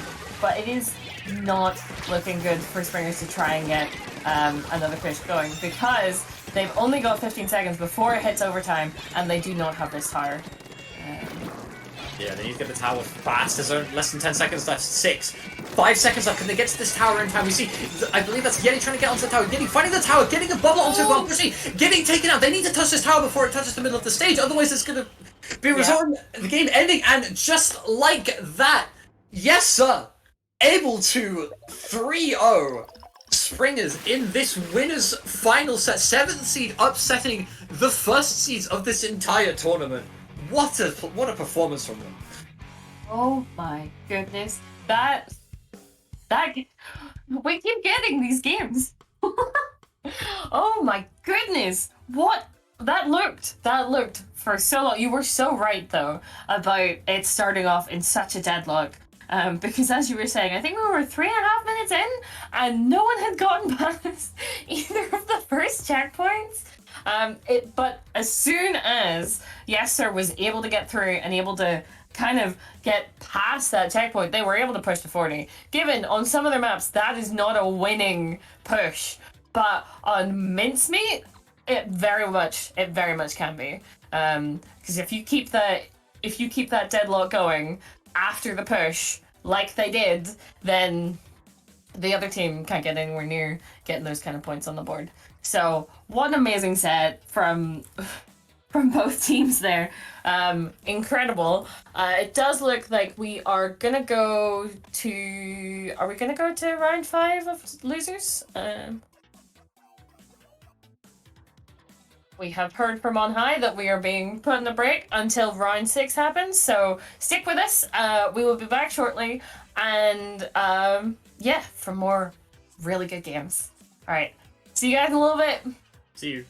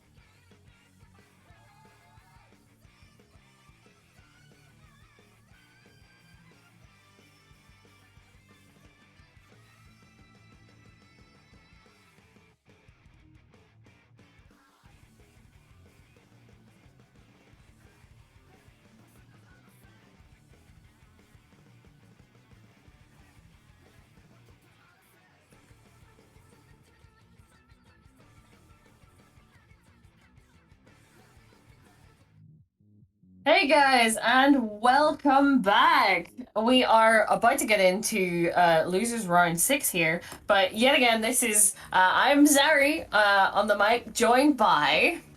Hello, it's Small. It's me again.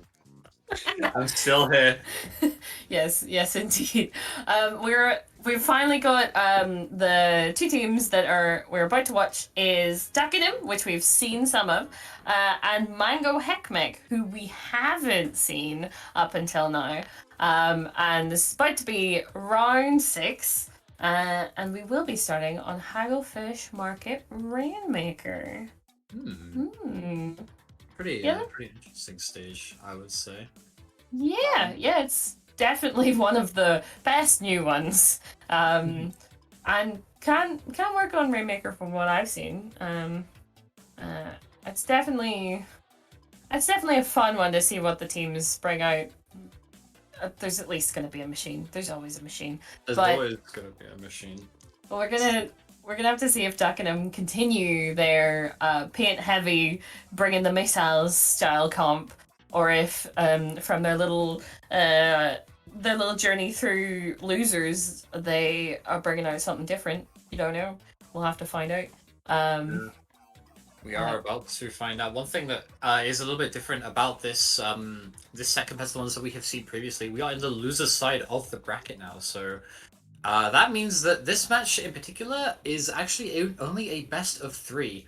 So there's not a lot of room here if Duckinham wants to try and experiment and deviate too much from what they were practicing in the winner's side of the bracket. Of course, they were able to defeat their first opponents in the loser's side, Fish Sticks, 2-1.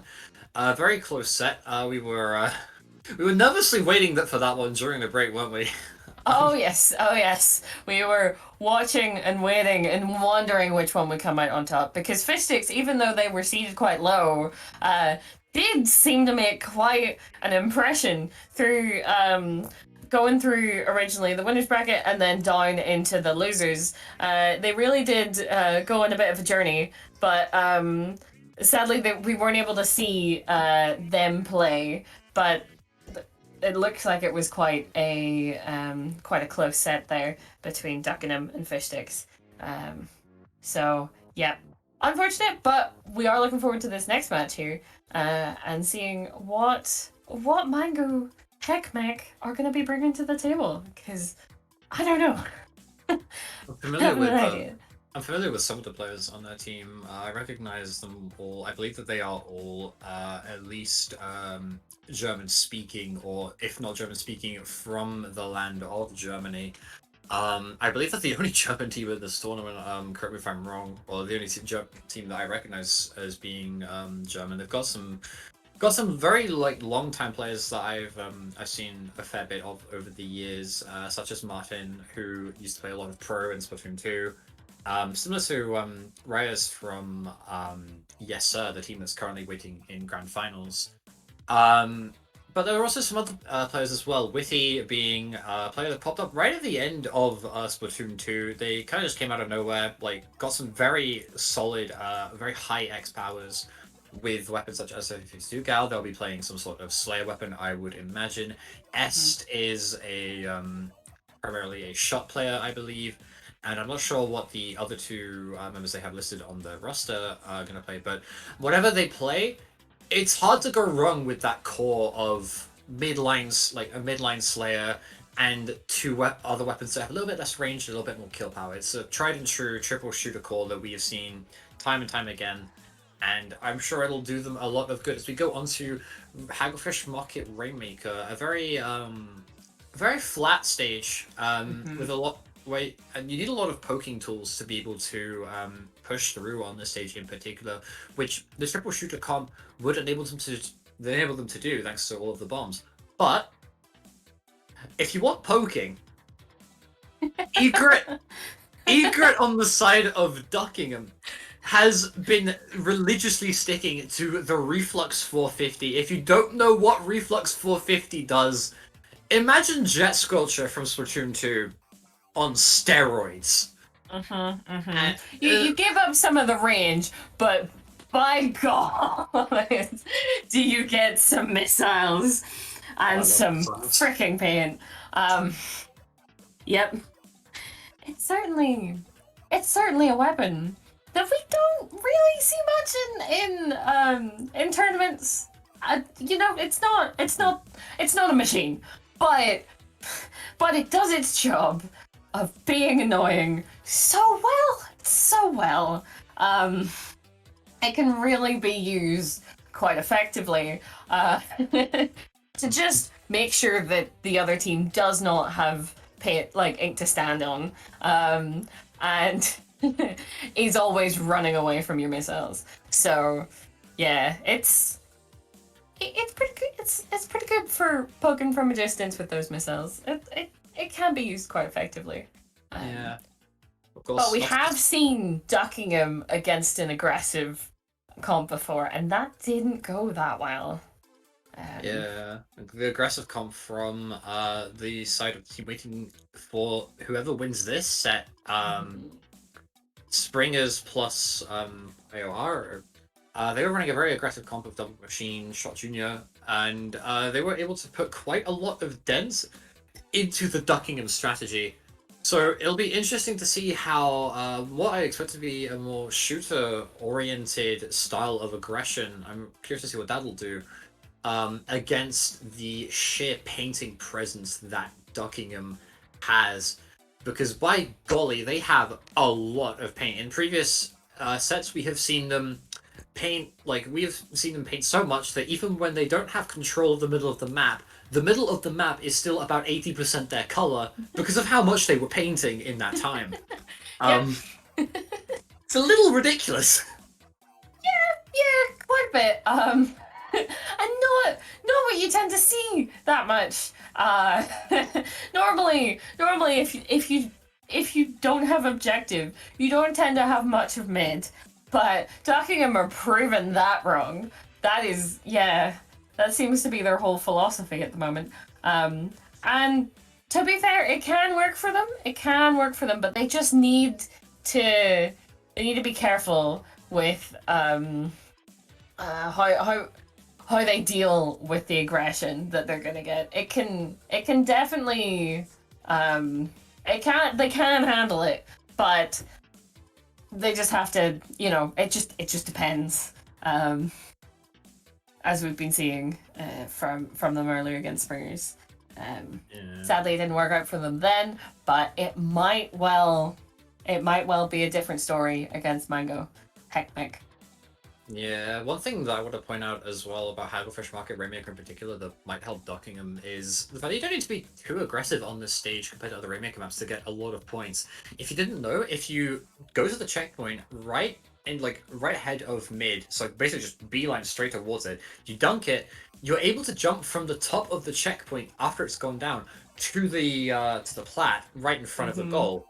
And you're able to skip all the way from about 50-something points all the way down to about 30 if you manage to pull off that jump, which is absolutely a massive hit. And all they need to do is get that jump off once, and they're already in a fantastic position for their more sort of defensive, paint-oriented comp to try and hold out. As we jump into this game of the losers round 6, Duckingham opting for that reflux once again, but with a little bit more aggressive stuff from the machine and the splash. And we see a roller coming out from the side of Mango Heckmate. They're gonna have a lot of trouble against the Duckingham comp, I think. But if they can get in that just once, they can cause so much damage. Yeah, indeed. But already, I think that might have been with the pop. The 52 does go down, and this is already Duckingham pushing up, getting the first one. Or not? Oh my goodness, that roller just diving on in there, killing the Rainmaker before they can get to that first checkpoint. And that's already, 2 down on the side of Duckingham there. 3 down, sorry. They are not going to be able to continue that push. Oh my goodness. Okay, well, Mango, let's see if you can get to this checkpoint. Nope. Nope. They try to beeline towards it, but unfortunately getting stuffed out by the Duckingham defense there. So you're getting a grab tank ready to try and support a teammate. Unfortunately, as able to get that pick, not able to clean up any more kills. So a really nice double team there coming out from Duckingham here. As we see Reclaimer, probably the most aggressive junior player of the tournament thus far, just looking to grab that next big bubble here. Is the roller opting to pop the big bubble of their own just to get a little bit of extra ground here. Threatening the junior a lot. Unfortunately, they do manage to get the jump out and manage to preserve their bubbler. But Nango is now underneath the ledge. Roller can still do all the stuff it can do in Splatoon 2. If it is under a ledge, it can break your ankles, and it doesn't even need to do that. Finding the perfect opportunity to get in. Unfortunately, they didn't quite get the checkpoint in time, so the roller is still in alongside Winnie. They managed to get the jump. They just a few more points left into the pedestal. Unfortunately, getting taken out by the Duckingham defense once again. Duckingham able to get the pop, but the killer whale is on standby for Mango Heckman here, being used just to provide a little bit of pressure. Trying to look for a couple of pings here. Looking for an exit of missiles. They're not quite sure whether Mango's and Mango Heckman are. Unfortunately, the roller going through his cheese like able to be stopped there. Yoshi getting another nice pick, and it'll be Duckingham popping in the crowd tank and looking to get control of the mid here. After it's still up behind them. There's still someone behind them, and they're actually going to jump out as well. This is absolute chaos here. Holy hell! Oh my goodness! Yes, and indeed. For the longest time, I didn't even know that Nango was still behind them in the first place, and then the 52 was still causing issues. But now that's 2 down for Mango there, which might mean that Duckingham is able to get a push. But they've also got 1 down, or they had 1 down on their side as well. And that crab is definitely going to stagger them a little bit and mean that they can't really push forward just yet. They have a lot of ground to cover though. I've just realised that Mango pushed the whole way to 8. That's going to be difficult for Duckingham to come back from, but not impossible. They just need some good picks. A couple of good picks here. Then Yoshi looking to get 2 of those picks, especially the wolf and the 52 gal. Brendan will move up a little bit more, but they are still looking for the picks. Unfortunately, not identifying that the 52 is moving a little bit far back, but Witty able to get the pick and use the killer well just to flip control back. There's 2 on him on this right hand side. Unfortunately, getting taken out by the junior here. Looks like Duckingham's push there, going to opt for the checkpoint on the far left here. A little cheeky checkpoint that you can score if you're a little bit careful. Unfortunately, not able to get it at that particular moment, but they do manage to dunk it at long last. Both teams have broken the checkpoints on both sides of the stage. Now, there are no checkpoints standing between them and the goal. All they need to do is try and use some of those specials to get through. They use the crowd tank. Unfortunately, the bubble are getting popped, but the curling bomb coming out, blowing up on the bubble as it pops, picking off the junior. That is extremely unfortunate, and the Rainmaker resets back into the middle of the stage here as Nango looking for another pick with that roller. Unfortunately, unable to pass it, but 2 go down on the side of Duckingham as the missiles come out a little too late there. Just looking for a little bit extra recon here. Unfortunately, missing the 1-shot kill onto Witty here means that Ira is going to be forced back, and Mango Heckmack is once again able to retain control of mid, popping that crowd just to get a little bit more miles. Unfortunately, getting taken down right as they pop it. Really unfortunate. 2 going down on the side of Mango Heckmack, and now it's Duckingham's time to shine. They have 1 push left. If they don't get this push going, then the first game will be going to Mango Heckmack. Let's see what they can do. Indeed, they're gonna have to be careful up that left side because there's already two people on the side of Mango. Just sharking there, 1 behind. S trying to get a pick with that shot, but decides to jump out, which is probably for the best since the Rainmaker is still trying to find their way forward. But Nango is here to stop that. Oh my goodness. Okay, so still with this. Okay. All right. Yep, there's no coming back from that. Oh my goodness. Nango just saying no, you're not gonna get another push. That push is over. We're done. We'd like to end the game now. Thank you very much. Oh my goodness, what a play.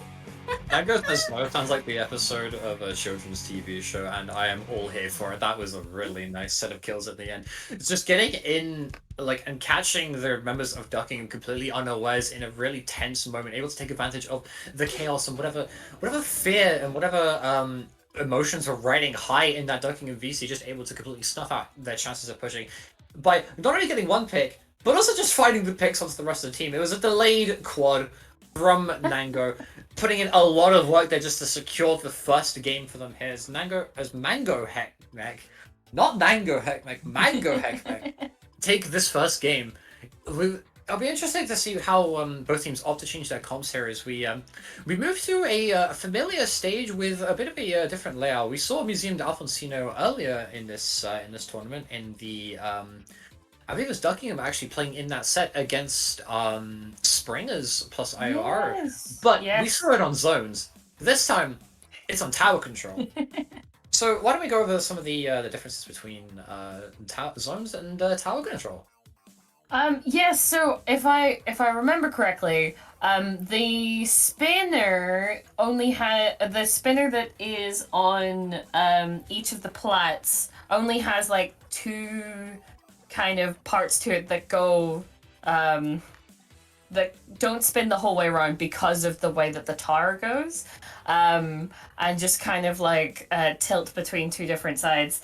And it does mean that it has to, or correct me if I'm wrong, it's been a long time since I played this on tower control, but it goes round towards the, if you're looking at it from the attacker side, round towards the right hand side and up, correct? I believe so, yes. Indeed, and then round. It's certainly it's an interesting one for tower control because you also have the top area that doesn't really get that much use during most modes because you're fighting in mid and then you're rushed across the plat area. But yes, there we go. It only has two parts of the tourney bit. But anyway, onto the actual the game itself. We are seeing some changes. Well, to Duckingham. Yeah, just to Duckingham. Just to Duckingham. This is, I believe, the first time ever I've seen a Rapid Blaster Pro be used in any of these Ink Anarchy tournaments so far. Has the Toximist and the Ink back, a really useful kit to try and secure the mid and also just get the tower a little bit further with Ink back being able to suck up shots. Of course, Witty going down. Witty being taken down. The funny letters make it difficult to read. He's taken down. But unfortunately, Duckinham getting a little bit too hasty here and getting 3 members down. It's now Mango Heckmech's time to push as they approach this first checkpoint. Yet again, the aggression on the side of Mango is really, really strong, and is taking out Duckinham just so easy, especially with that roller. That roller is just doing work. And already get in behind them, gonna disrupt everything, cause problems as rollers do. Oh my goodness. Nango on this top right with Witty able to cover them is going to give them so much ground here. This is looking like it's going to be a completely clean blowout for Mango Heckman. There's no one on the tower right now, unfortunately. 2 getting taken down as I say that the whale does get a pick as the vac. It gets one. It's just a reflex supplement. It is only a reflex, and not a weapon particularly associated with being able to provide clutch kills in these moments. Unfortunately, Machine able to respawn, but getting taken out means that they will be able to continue pushing the tower straight to the checkpoint. That will be Mango Heckmech asserting their dominance on this stage. Look at how purple the stage is. Look at how purple it is. Oh my goodness, Duckingham just didn't. Like, as soon as they got taken out at the start, they just didn't have 2 feet to stand on. They just could not get back in together. And anytime they even approached, Mango was just not having any of that. Like, as a team, they were like, nope, we've got this tower. This is ours. We're busy right now. We'll come back to you. Just not giving them any room to all get into a position where they could send Mango back to their spawn. Well, what? Those were just two different games. Oh my goodness. Yeah. Yeah, a lot of that'll be the set. A lot of back and forth. Unfortunately, Duckingham running out of steam right at the right in that second game. Unfortunately, not able to find the footing. And as this is the loser's side of the bracket, we will unfortunately have to say goodbye to them for the time being. Hopefully, they will come back and play in some future Ink Anarchy events, which you should totally look into signing up once signing up to Mm-hmm. once Pixel Squid gets once the announcement comes out from on high. Yes, yes. But that's for the future.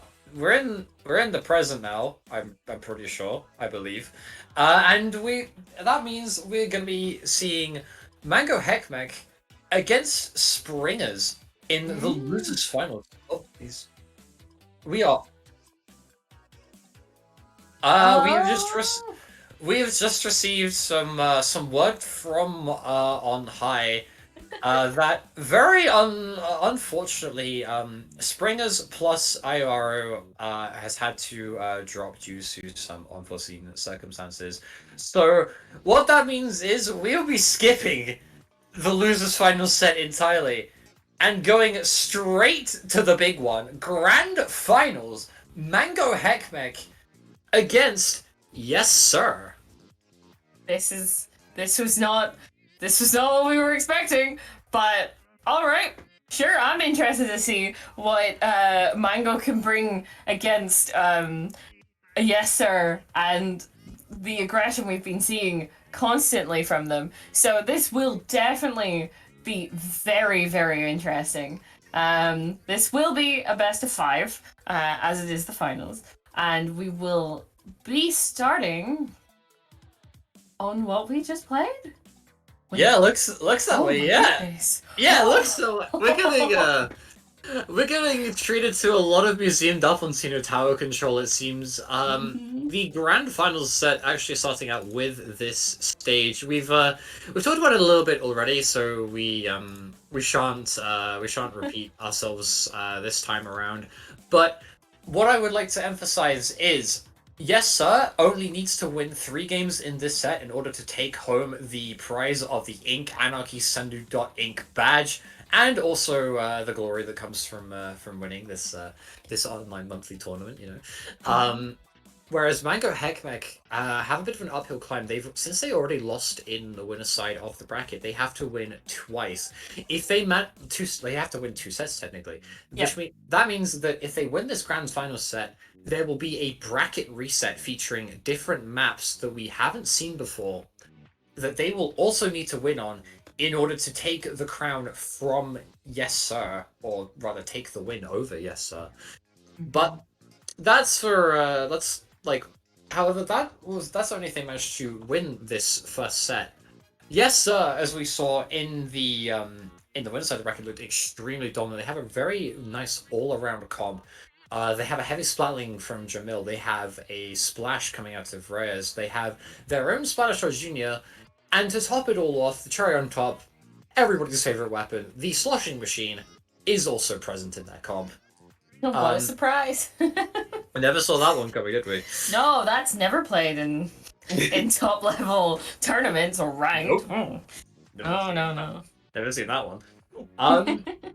But I think like this will be a really interesting set, like mostly because on one side you have the comp that kind of relies on that role, like getting those explosive sets of kills in order to generate a lot of momentum for Mango Heckmech. But on the other side, you have yes sir, a much more balanced sort of comp, and a balanced comp that actually has features and tools to locate that roller. Most notably, Jamil on that heavy spalling does have the wave breaker, which I didn't mention it earlier when we talked about wave breaker, but it also has it also provides a location effect to anything that it hits. So if the roller or anybody on the side of Mango Heckmech gets hit by that wave breaker, they will be revealed, and Yessa will be able to very promptly deal with them with their very, very well-rounded composition.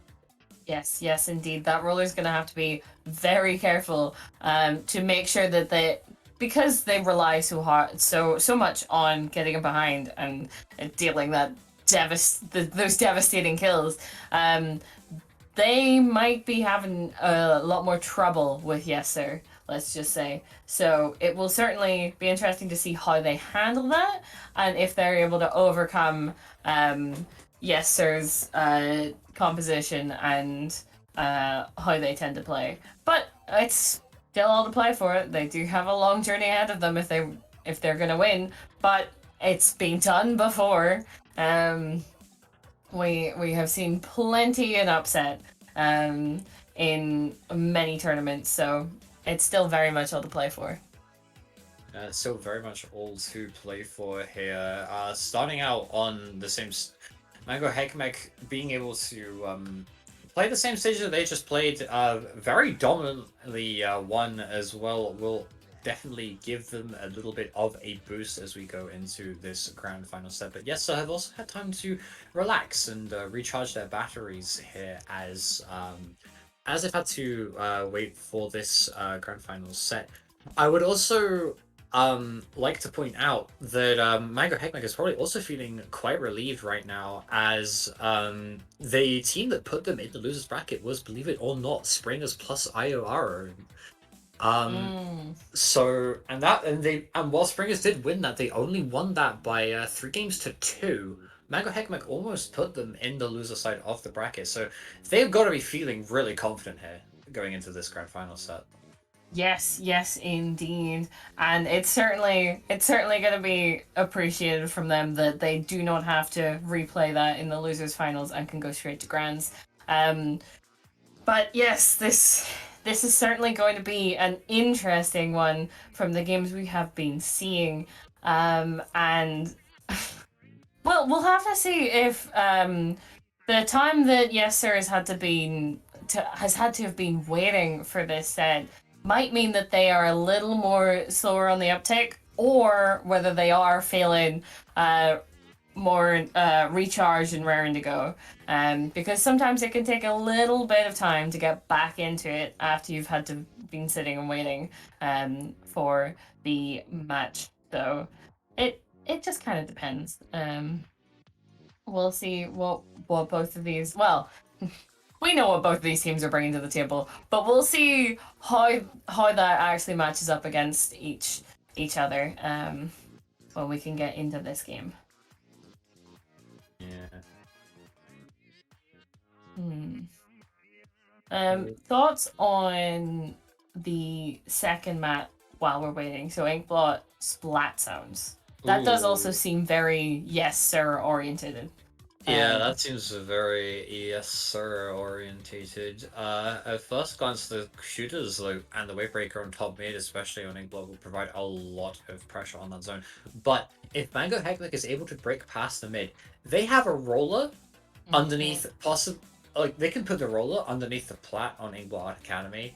And for those of you who might not have played Splatoon 2, or for those of you who played a lot of Splatoon 2 and remember this stage in that game, you basically have to push in from your plat.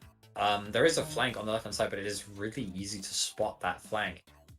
So a lot of the time teams will often opt to push from their plat, but if you can put a roller or a machine, or a roller and a machine underneath that plat, that's going to be so much pressure. It's going to force them to burn a lot of their stuff earlier on in their push, just to try and get that roller away from the drops and get themselves just a little bit of breathing room.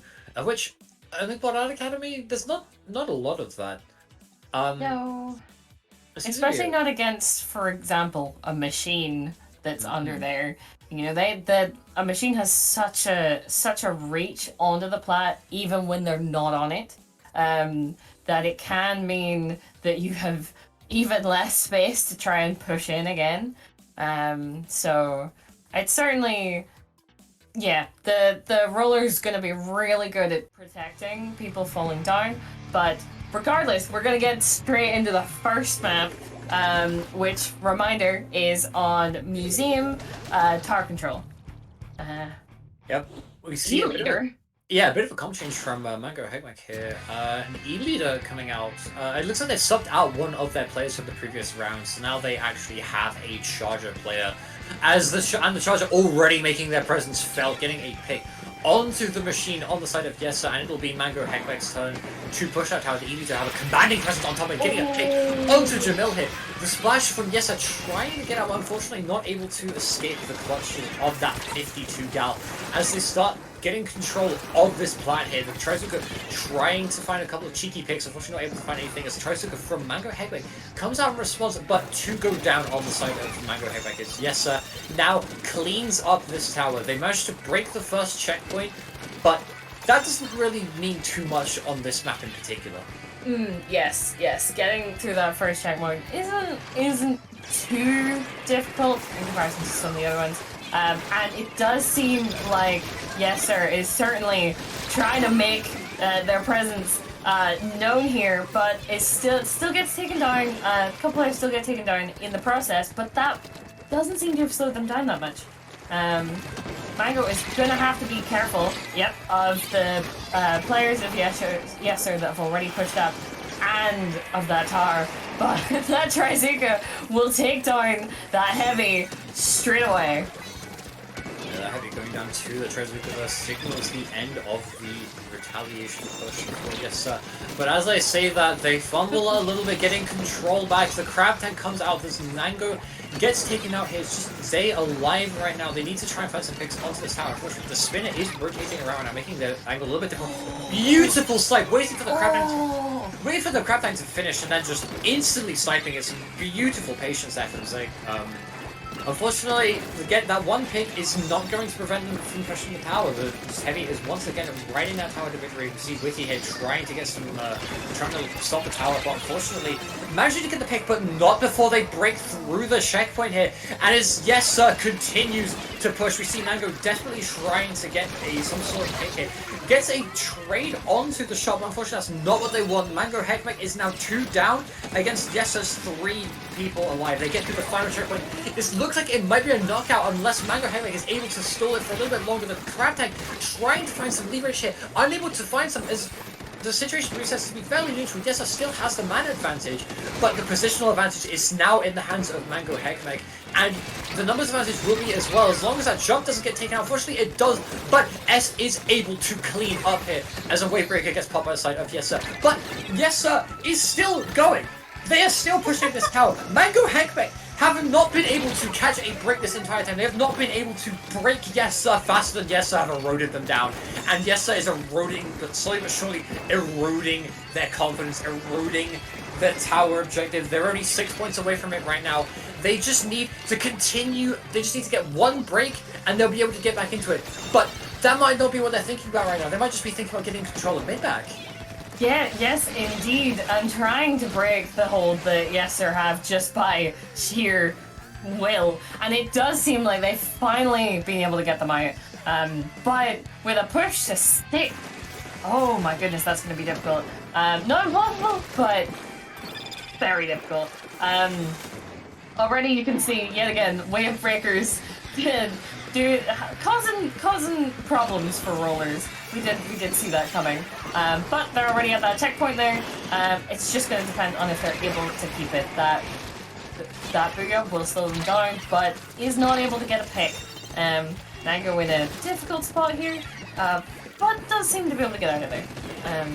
So still working on that checkpoint, and it does look like they're going to be able to get past it and going to be able to continue, but they have to be careful of Jamil here. He's just waiting until they can cause some damage here.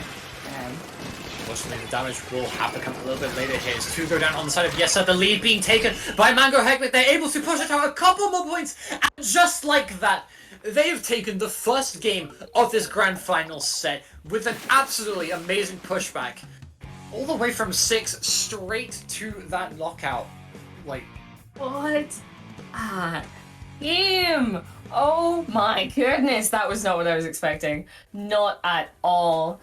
Oh my word. Yeah, it seemed to be in Yessir's clutches, but they just were not able to push to knockout. And I suppose that is just another proof that you can never be comfortable unless you've got a knockout. Because there's always that possibility. That possibility the enemy can have an amazing push, and there's the game. But what? That was... that was a game. That was an incredible game. That was certainly a game and a half right there. Yes, pushing all the way to 6 on foot, and then whatever damage they were inflicting onto Mango Heckmech getting reflected back to them as Mango Heckmech pushed all the way to their goal, getting the knockout there.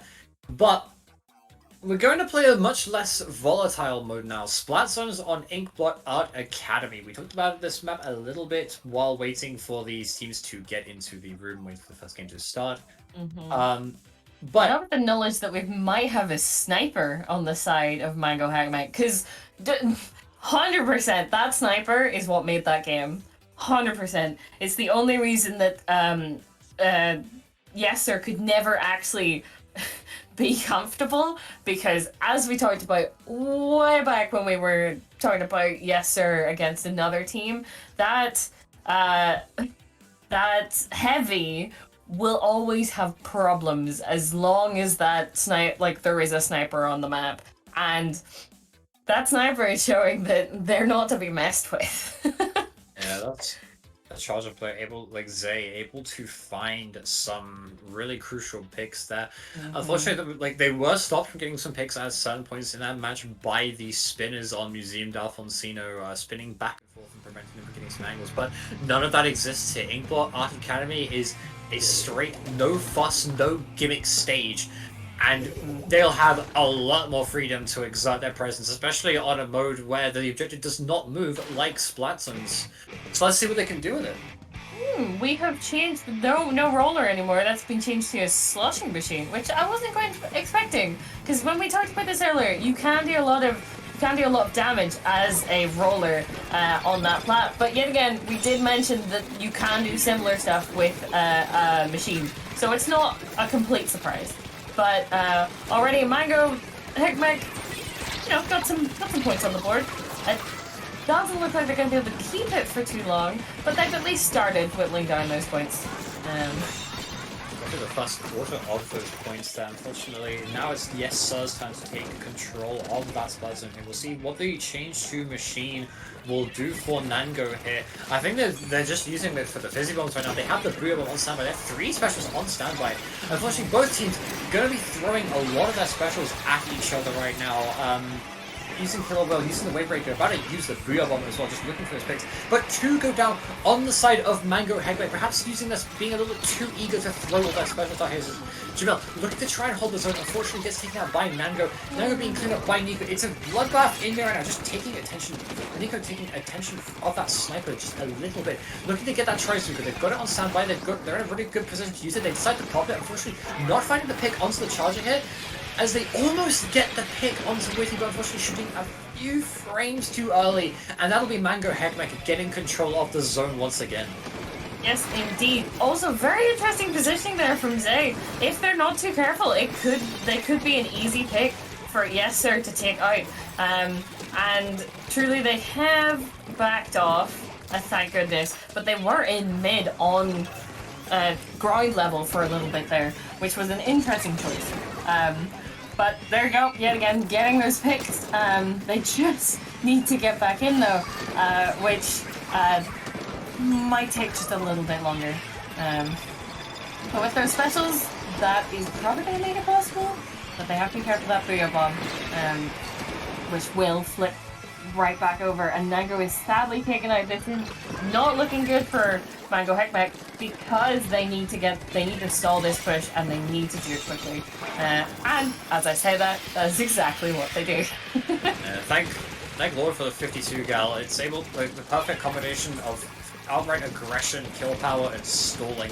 Using that splash roll to just try and get a little bit more paint onto the zone, and using the splash roll and that paint as well, just to get a pick onto Typhlo as well. Witty putting in a lot of work for the side of Mango Heckmech right now, just to try and get not only some paint on the floor, but also some kills on the board as well. You see Nango looking to get that Booyah Bomb hit, just to try and snuff out the yessir push. Pushing yessir, throwing out a lot of things out of push.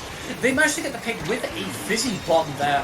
Looks like Nango is getting some pretty nice bomb kills so far throughout this set. Doesn't count that Cullen bomb from the last set, and now that fizzy bomb kill there. It's going to matter a lot as 3 people go down on the side of yessir. Mango Heckmech looking to hold this up. They get the wipeout here. Zay is in a perfect position to push onto the enemy platform, but he opts not to. He opts to try and holds this top mid, just threatening this heavy, scaring this heavy, preventing them from walking forwards into that laser. Unfortunately, the shot on Mango Heckman goes down, but 2 go down on the side of yessir. This could be a zone. They managed to flip the zone exactly when they needed these two, but that will not be enough to deter Mango Heckman's overall control of the middle of the stage right now, as Wraith tries to get up, but unfortunately is unable to escape the clutches of the Mango. And just like that, Mango Heckman back in full control of this game.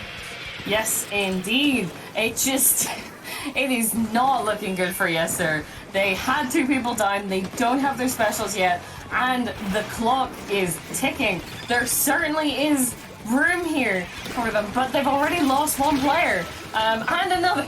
This is not ideal for their pushback in. They do not have very much time right now, and especially since there's still specials coming out from Mango Heckman, but it's not going to be enough on the side of yessir to get back in time. They tried, but just weren't able to get past Mango and towards that zone to be able to flip it or add more penalty points or really anything, which is unfortunate, but what a game! What a game! This is not the direction I was expecting this to go in. This could be a bracket reset. We might be seeing some more matches.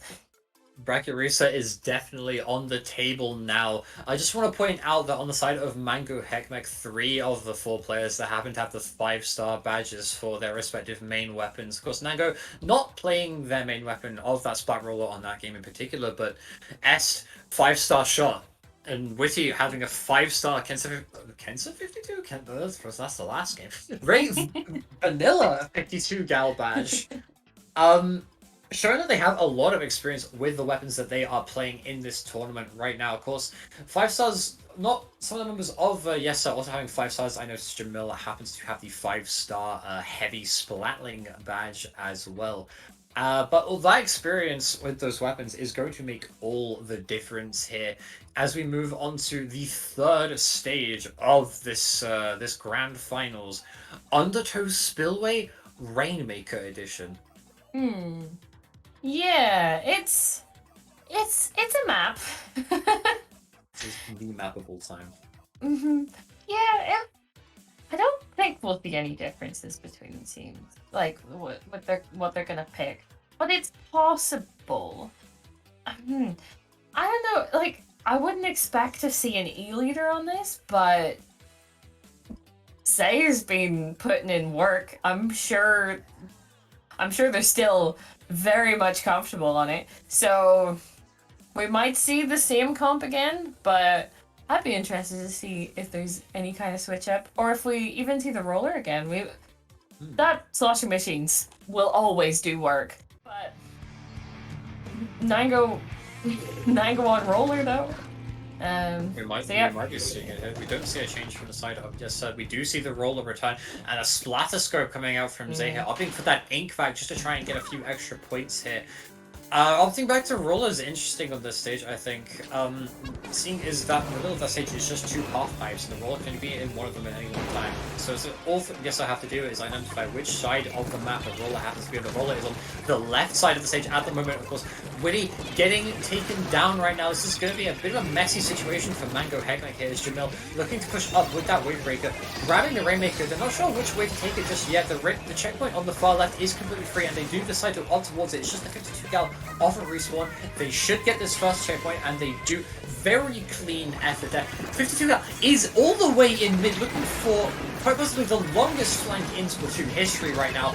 They're about to make it work though. They managed to get 1 pick. The crowd able to turn around before they're able to get another pick, but unfortunately, Witty getting taken down as Mango Heckman in a very rough position right now. Super staggered. Unfortunately, the trade coming out onto the Rainmaker might buy them some more time to get a proper defense going here as Zay is able to position themselves onto this bats area as yessir looking to try and push the Rainmaker. They're not really that close to any specials. It seems to be a bit of stalemate for a while. The whale comes out onto the Rainmaker. Unfortunately, well, not that great at killing things, more of a displacement special, but they're looking to try and push this Rainmaker just a little bit further, not risking the last-ditch effort proc there, unfortunately meaning that they will be taken out, and this looks like Mango Heckman will be looking to push them to win now. Yep, looking to tidy that up and see if they can take anyone else like Jamil down and get their own push going.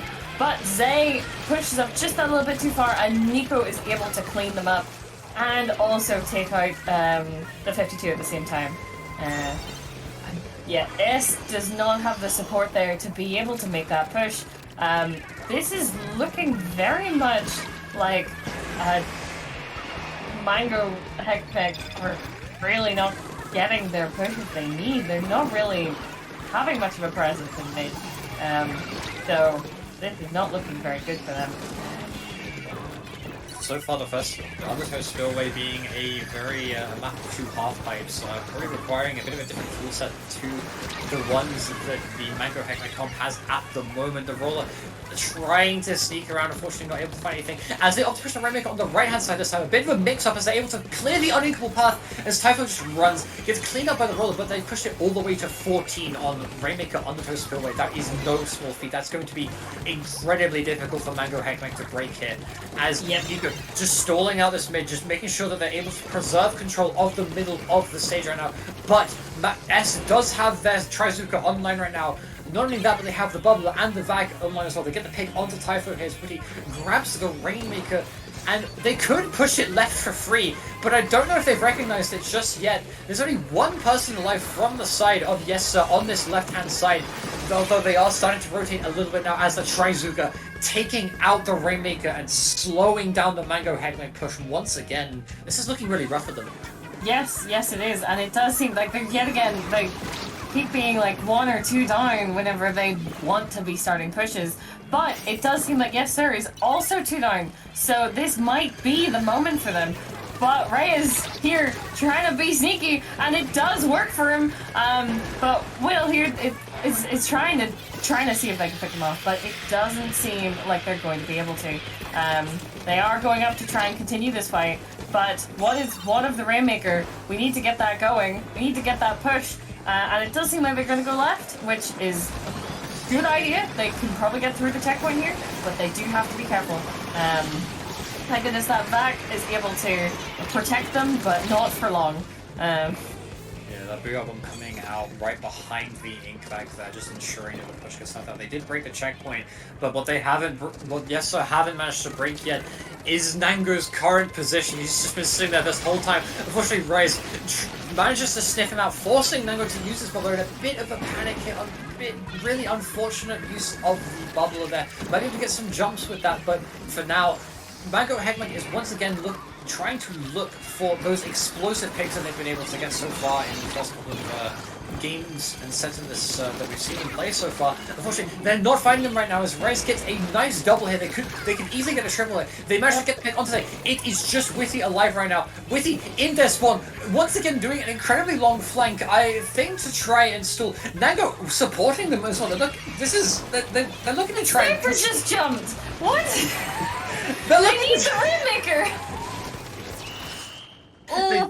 And they don't quite pick off the Rainmaker in time. I believe the plan was to go for a full frontal assault from the flank, but unfortunately they're not able to muscle through the back end, and that will be Yessir taking their first game of this grand final set.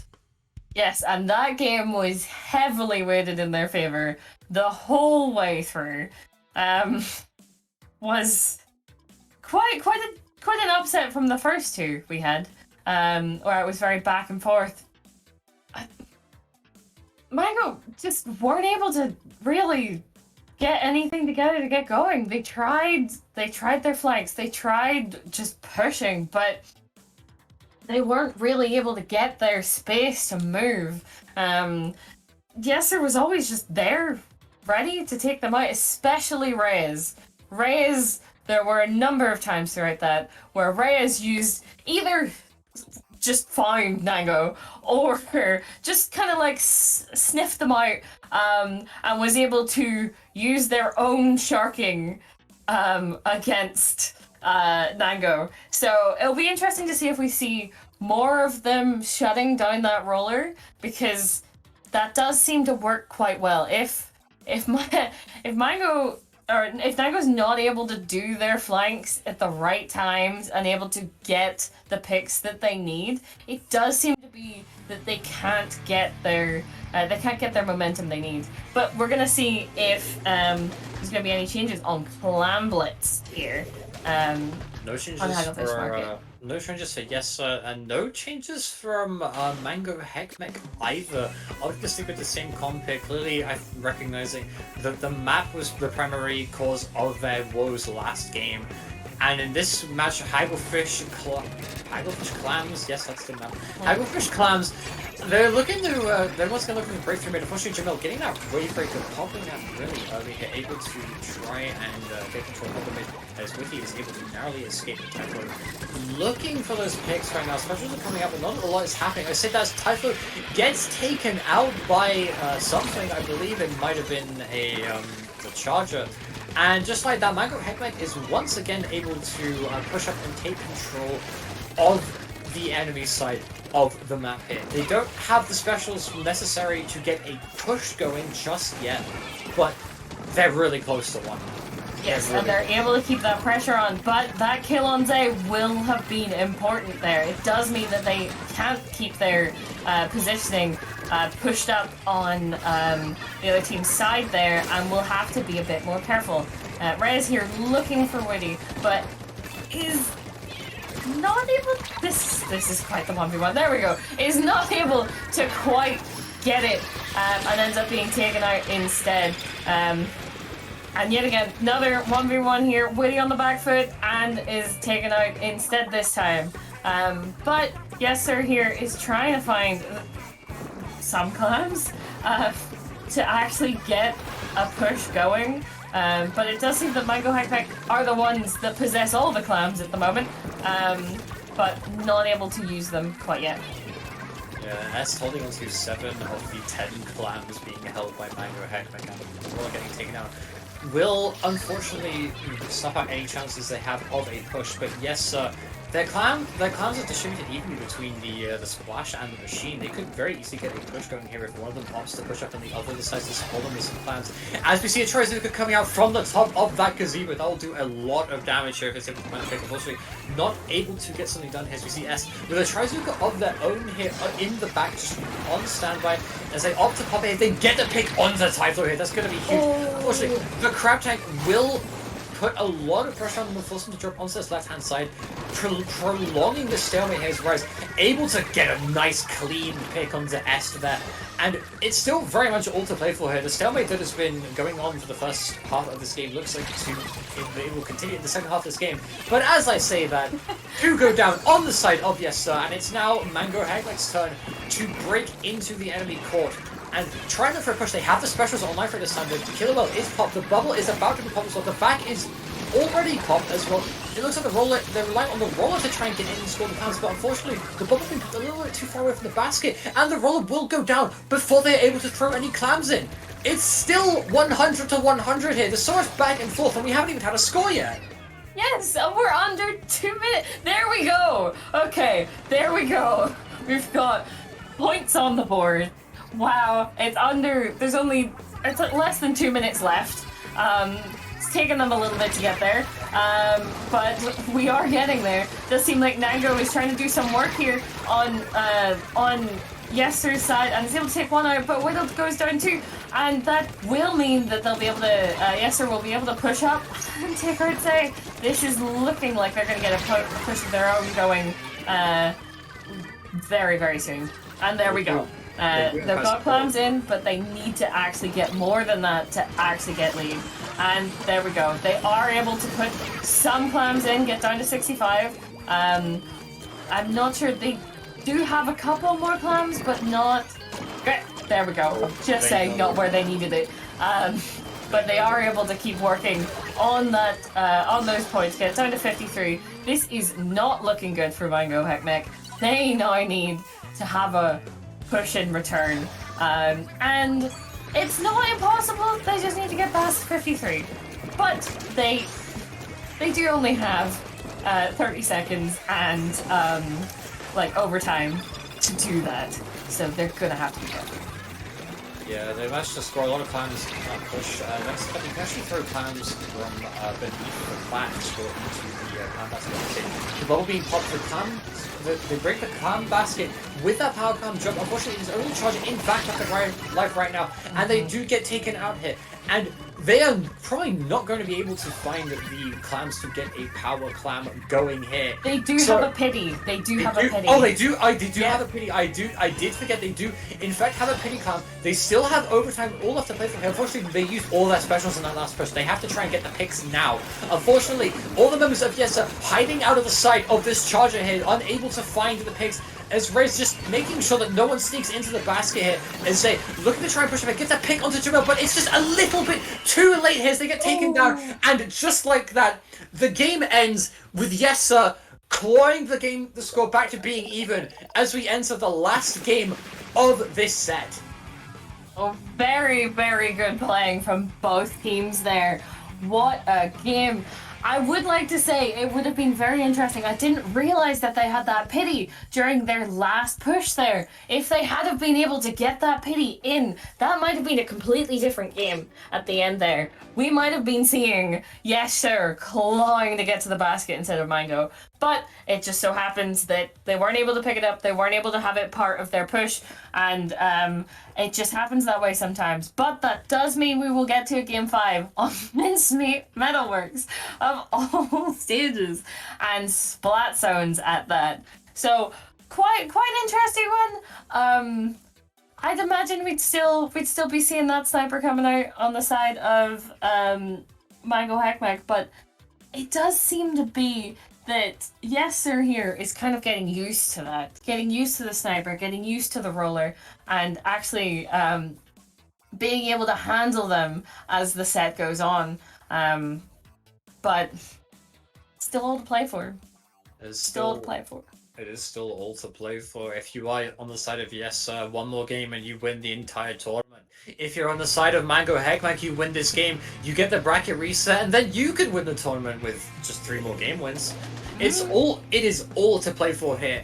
These two teams are in deadlock right now in terms of score, in terms of play style, in terms of everything, and they're playing on the most deadlock of maps in the entire game. Splat zones on Mincemeat Metalworks. We see the switch to machine once again coming out from Nango here, as we see the same tried and true heavy machine splash shot call coming out from the side of Yessa.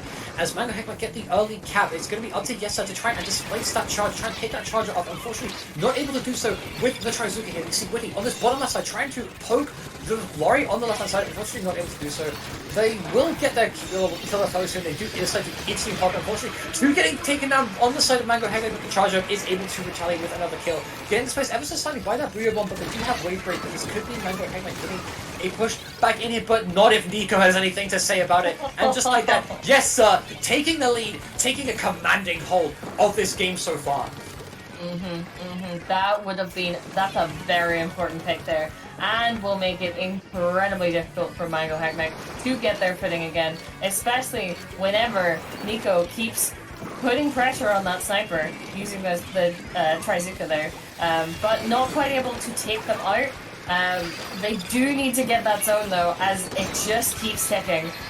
But that is important to take down that the heavy there and stop the constant barrage of ink, but I don't think it's going to be enough. The beautiful pick there, but also charger from Nico. Unfortunately, a couple more members of Yes Sir get taken out. It is just Rise left alive once again, back up onto the left hand side. They do have the crab tank on standby. They could opt to go for a quick push back in if they want to here. It looks like they're preparing for it. They're going to pop the crab tank, try and use that crab tank to get rid of this charger. As Nango opting to use the Booyah Bomb just to try and get rid of that crab tank, able to destroy it completely, and then being forced to back up as the rest of the specials from Yes are being used. Unfortunately, Trizuka has so much range. A beautiful double guy coming out from Nico. Nico is putting so much work in this game. They've got a beautiful pick onto the charger, delaying the Mango Heckmeck push in, and they managed to get the picks necessary for their team to push back in. As being taken down, some nice double teaming from Rise and Typhlo here on this bottom right hand side. Typhlo in a really important position right now. If they're able to get any sort of pick here, they could get a lot of mileage, but unfortunately missing the direct here as Witty and Nango on the left-hand side looking to try and push back, and Nico going for a hero play. Unfortunately, you don't make hero plays against a 52 girl, that's just not how the game works. And Mango Heckmeck will once again take control of this zone. Yes, it will depend on how long they're able to keep this, especially against this crowd, as they are very much looking to take out some people on the way. But it does not look like they're going to be able to do that. Will they be able to dislodge Mango Heckmeck? Does not seem like that is going to happen. Saying you've been saying Nico's been getting those real good Trizuka kills. Let me just show you mine, and just keeping that zone, working at those points. They are getting closer, but that Booyah Bomb will put them off the zone for just a little bit longer. One down on each side. This might be the moment that one team or the other just makes that push and is able. But it does seem that yessir is not that team. Not right now, at least. Will mean that Mango Heckmeck now has the lead. Oh my goodness! Not only do they have the lead, but they have the game as well. We saw the Jamil trying to go for a clutch cap, but Zay staring at them in the face with that Elia. That's not a sight you want to see as a heavy Splatling trying to do a desperation retake. What a finish from Mango Heckmeck there. Just such clean play. First, you had the Trizuka kills from Est. Those were so good. Beautiful double kill, just responding to Nico's double earlier. And then it seemed that yessir just seemed to break down. They just seemed to panic. We had Nico dropping on that flank once again, trying to find a couple of picks onto Witty, and maybe the person standing next to Witty in that situation as well, but unfortunately missing out on those kills and getting taken out. That was really huge, especially as they had that Trizuka on standby, I believe, just in the most pressure, like in such a high pressure moment ever. Like, keeping a cool head really counts. Unfortunately, yessir were not able to keep that cool head, and we will be seeing a bracket reset as a result. Ooh, yes, this is always what you're looking for as a caster. It's more matches, and also it's juicy matches because these were so close, and we're not going to see more. Oh my goodness, I'm so looking forward to this. And now it really truly is all to play for. First team to 3 matches, 3 wins the set. Oh my goodness. Yeah, it is all to play for right now. Bracket resetting, it is literally anyone's game. If whichever team loses this set loses the tournament. Yessir unable to take full advantage of the fact that they were in the winner's side of the bracket there.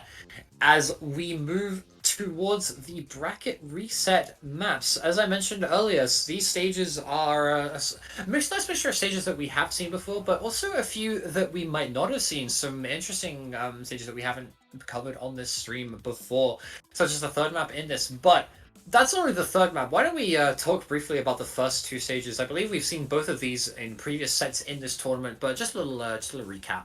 Just a little recap, yes. So yet again, Eeltail Alley is quite a flat map.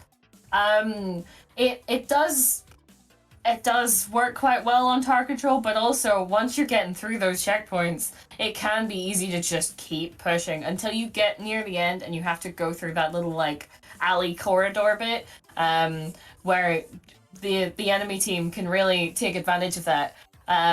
And what that choke means. But we aren't gonna get a look at that second map just quite yet, and we will get straight into the first one. So yet again, not seeing anything different from yessir, not really seeing much different from Mango either. So this will be quite interesting to see which team starts off strong, or if we are gonna get stuck in a deadlock for a little bit.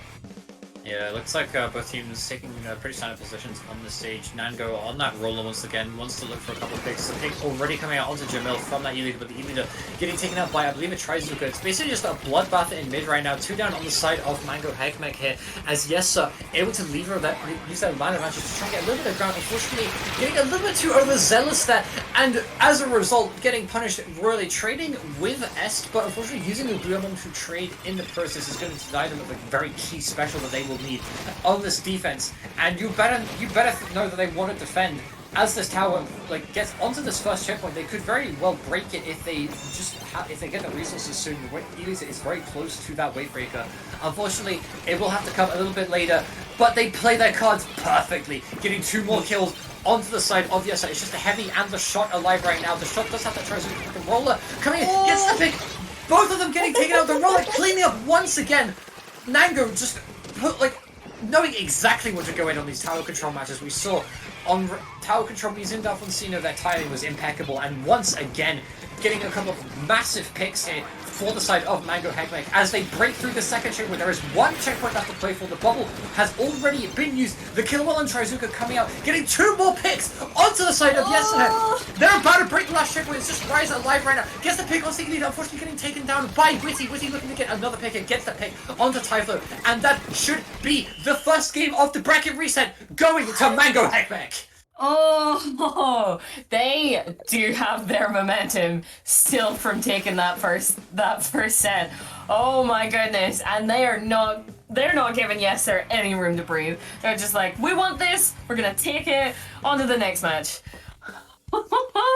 And Nango specifically with the plays and getting in just at the right moments, just making sure they're able to utilize that roller's ability to get quick, fast kills, to really turn any kind of return fire that was gonna be coming from yessir into pretty much nothing against the tower. So what a first match, and what a way to set the pace for this bracket reset. We're gonna have to see if Mango Hekmek are able to continue that, but they show they have it in them. They really do. Yeah, so far they've been ramping up all the way through that losers bracket ever since they got knocked down there by narrowly losing to the first seed of this tournament, Springers plus IOR, making it all the way to this bracket reset. You've got to imagine that their spirits are high right now. Their energy levels are also probably extremely high. Compare that to yessir, who after a little break from winning the winners final set against Springers plus IOR, they're looking to try and ramp their energy levels up here. Unfortunately, I wonder if that's proving a little bit too difficult for them at the moment. They kind of just crumpled at the advance from Mango Hekmek there. Thankfully, Clan Blitz on Scorch Gorge, which we're jumping into right now, is a map which is very well known for being strong for the defending the basket. So we'll have to see what they do here. We see the roller, we see a Splatter Scope once again coming out from Side Zay, want to use his ink bags, especially with that special charge. And no changes once again from the side of yessir here. They're really sticking to their guns. Yep, it's working. It has been working for them. So they know what they need to do. They just need to figure out how to do it against Mango and try get. Oh my goodness, I can't even continue that whenever 3 of them go down. But yeah, they certainly. This is not a good start. Mango here, just by the basket with the bubble up, getting their clams in. Not that many though. Only down to 60 here. It will depend on if they're able to get anything else in, but it doesn't look that that's likely. It does feel like they could have done a bit more with that first push, but sometimes you just don't have the clams to kind of continue it. But Zay does have the aim to cause problems for yessir. We've been seeing that. And so does Nango. Oh my god. Yeah, looks like Mango Hekmek are absolutely on fire right now, just continually finding these picks, pick after pick after pick. Regardless of whoever's playing for Mango Hekmek, they seem to be finding all the right picks at all the right moments here, as yessir being beaten back into their base here, looking to get a little bit of ground around the basket. Typho just using those fizzy bombs to try and create some ground. The Trizuka being coming out. Unfortunately, being put in a very vulnerable position means that they do get taken out, as does Est by Jamil. Jamil being the key part of the the defensive backbone for yessir right now, and ensuring that they are not going to get any more clams. Unfortunately, they've managed to get the score all the way down to 25. 3/4 of all of the clams that they need to get a knockout in this game have been scored. And it's been less than 2.5 minutes in this game so far. We're nearing that 2.5 minute mark now though, so it's still all to play for here. It's still over half of the game left for yessir to make a comeback.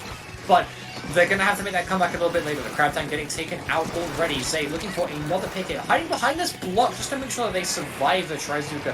Really nice use of those blocks. They're looking for a pick onto Jamel. Unfortunately, not able to find that shot just yet, but a pick does come out onto S. And a pick comes out onto Typhoon as well. Looks like the push is going to continue to roll. It's about to use bubble. As soon as they get that bubble in place, you bet they're going to score again.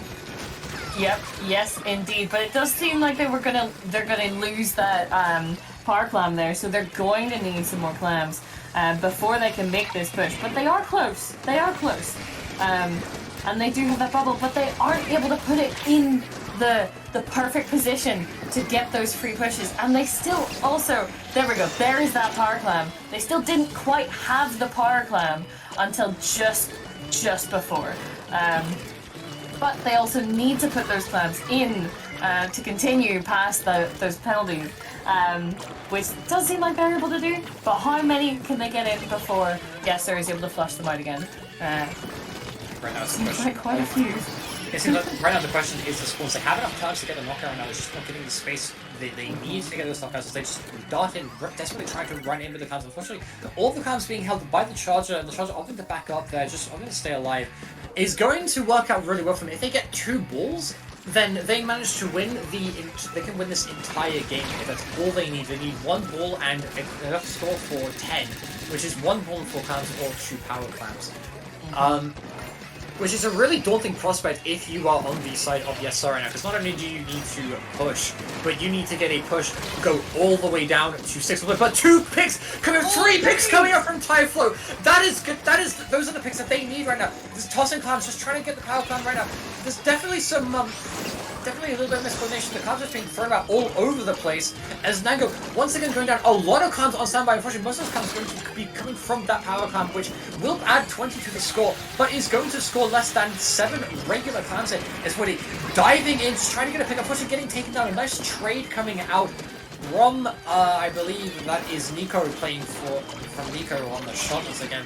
Typhoon getting an extra comment. They've got all the way down to Typhoon. Typhoon could get another pick. Unfortunately, getting taken out before they're able to get the trade onto the charger. But the charger is stuck in back right now. They're not actually able to shoot anymore. 1 more clam here is all that they need in order to get the lead. Unfortunately, Rise is the person holding the clam. Will they be able to find their way in? No, they will not. Witty and Nango defending the basket with their lives right now, just frantically trying to stop them from scoring. And just like that, with the defense of a lifetime, Mango Heckmeck will go 2-0 up in this set. Oh my goodness! What a game! That was just, Mango Heckmeck just, getting a couple of pushes, getting some good clams in, and then yessir just steamrolling in, saying, no, we have clams to put in now. And boy did they, but they just one clam off of the win. Oh, yessir has to be feeling that right now. That is, they were just so close, but just not quite enough to take that game from Mango Heckmeck. Oh my goodness. Okay. Well, we're here. I mentioned the maps start getting a little different from here on out, and here's the first. This is a new stage that we have not seen before. We have seen Hagglefish Market. We have seen that map, but not on this mode. Splat Zones. Very, probably one of the best map combinations in the game at the moment. Definitely one of the best, if not the best, that they have added to Splatoon 3. Hagglefish Market is a map that very heavily favors the E-liter on the side of Mango Heckmeck. If you are on the we're about to see what they're able to do with it here. I know for a fact that if you are an E-leader and you're stood on that gazebo, you have angles over mid and both flanks at the same time, which is a daunting prospect if you're on the side of yessir here, as you don't really want to play straight on, because they have that 52 gal on that shot, and that machine just able to shut them down. It seems the machine is a consistent pick for Splatoon. Say the splash already getting taken out on the side for the side of yessir. His say just opting to look for another pick onto the left flank here. They're looking for a more aggressive angle onto the zone here, not wanting to peek that Trizuka here. Unfortunately, Trizuka not able to find any picks for the side of yessir, so Nico is forced to go for a little bit more of an aggressive play, a little bit more of a flank. But it does work out for them as the Bua Bomb comes out, takes out Witty, and the Trizuka in response will get a trade onto Typhlo here. But it's very much in control. It's very much yessir's game right now. They have all the control. They're exerting all the control. Instant call. I say that one of them does go down, and it looks like Mango Hangman will be pushing back into the zone with this E-leader here. Yes, indeed. It is still a baffling play to have the E-leader so close up, but it does seem to work for them. Zay is still able to get those picks, but they do need to get that zone. Mango Heckmech, that is. And this might be their chance here, but Jamil's still putting on paint. But it decides that then is a good time to back out and reposition to make sure that they are able to stay alive. But yes, it does depend on how long Mango Heckmech is able to keep this, and if they're able to get rid of the other members of yessir as they push back in. It looks like they're doing that. They managed to get a pick onto the splash, and Nango now has that Bua Bomb on the ready, throwing it out right at that gazebo, just forcing Jamil to get off of the gazebo, and not only that, but forcing two of the members of yessir onto that right-hand flank, which they're looking to clear with the use of that killer whale right now. Unfortunately, both Rise and Nico playing that extremely well. Nico going in and getting a trade, whilst Rise opting to be a little bit more conservative, going back to that zone, popping the crab tank. Unfortunately, all the picks that crab tank could get are not present at all, so the crab tank will not find too much value, unfortunately. But unfortunately, Typhlo getting taken down during that push means that Mango Heckmech is once again able to try and push back in. We see Zay taking another really aggressive angle, getting the pick onto Rice. No, that is a huge pick. They will not have a crab tank ready for their next push or their next defense, as the Bua Bomb just seals the deal, getting control of the zone once again. As we see Nico already having used that Trizuka, not finding too much value with it earlier, just looking to try and poke them right now, looking to charge the next Trizuka as yessir do get control of the zone, and Nango goes down! Oh yes, that is also a very important pick, and frees up Nico to push up and to let yessir be a bit more comfortable in that zone. Also, the lack of the E-leader also means that is remarkably free in comparison to a lot of the other pushes they've had to do. But the E-leader's back, the E-leader's ready to cause some issues, or not, and does get taken down immediately by the Trizuka. But yep, this is looking like it's going to be yessir's game. They are getting it down, almost down to single digits here. Are they able to hold it? Or say that? Yes! The EVD picks here and now, unfortunately not able to find anything. 3 go down. They do get 2 picks, but the picks come in a little bit too late as yessir clawing back their first victory in this bracket reset. And that's going to be not only a that's not only going to be the bracket, not the bracket reset victory for Mango Heckmech, but it's going to be the reset that yessir absolutely needed. They've been looking for that reset ever since probably like the first game of that first set. And it's still all to play for here. Two more games lined up. Mango Heckmech still have that match point, but it's all to play for here, especially as we go into, while it is a Rainmaker map, it's probably one of the least volatile of the Rainmaker maps. Rainmaker on Makomar. Which we have seen before, earlier in the stream, but I'm not quite sure if we saw the yessir playing it or not. But I would also like to mention that this is looking like it's heading the same direction as the first set, because in that set Mango won the first 2 seed maps and then lost 2 and then won the final one. So we're already heading that direction again, because they've won the first 2 and then yessir have just gotten that 3rd map. So depending on how this Rainmaker map goes, we could be seeing the same thing again. From these 2 teams. But we're about to jump into it once again here. The roller coming out, the splatter scope being opted for this time over the E-leader, looking for that vac just to try and get a few extra points. Once again, only 2 ninja squids from the side of yessir. Nico opting to run a QR build, but unfortunately that QR is going to be procced very soon in the future as they die to the pop. And it is a 2v2 situation, but Rise able to stop the Rainmaker before they clear the gap. That's going to be the end of the push now, as Mango Headback now that needs to play a little bit more conservatively and just get control of this mid area before they decide their next move. Yes, indeed. Because yessir are already covering both directions. Less so on the left side, but that makes sense. As we've talked about before, going going towards the side that's further away from the enemy spawn does tend to be safer. So many a team will use that instead. But they do need to get past Reyes and Nico to do that. Either that or going past the spawn. So already we're not really getting any further towards that. But Nango here causing problems for yessir. Being in their backline here, trying to just make things a little bit more spicy, you know? Make things a little bit more spicy. They got a few extra points in the build. The score's looking pretty nice for Mango Headback right now. As they pop this killer ball, just try and get a push going on, just get another push going. They do get the pop, unfortunately none of them are on that top left. However, the Typhoon getting taken out by, I believe that was a stray bomb from somewhere. The Shrizuka being popped, but the Svat getting popped, enabling Mango Headback to break through that first checkpoint. That's a huge back play coming in from Zay. Consistently providing so many good plays here, as Witty is once again shocking at us one, opts to jump out instead of waiting behind them this time. I believe they want to try and mix things up a little bit. They have been behind yessir a couple of times before. In fact, even on Rainmaker Undertow, they made a lot of similar plays like that.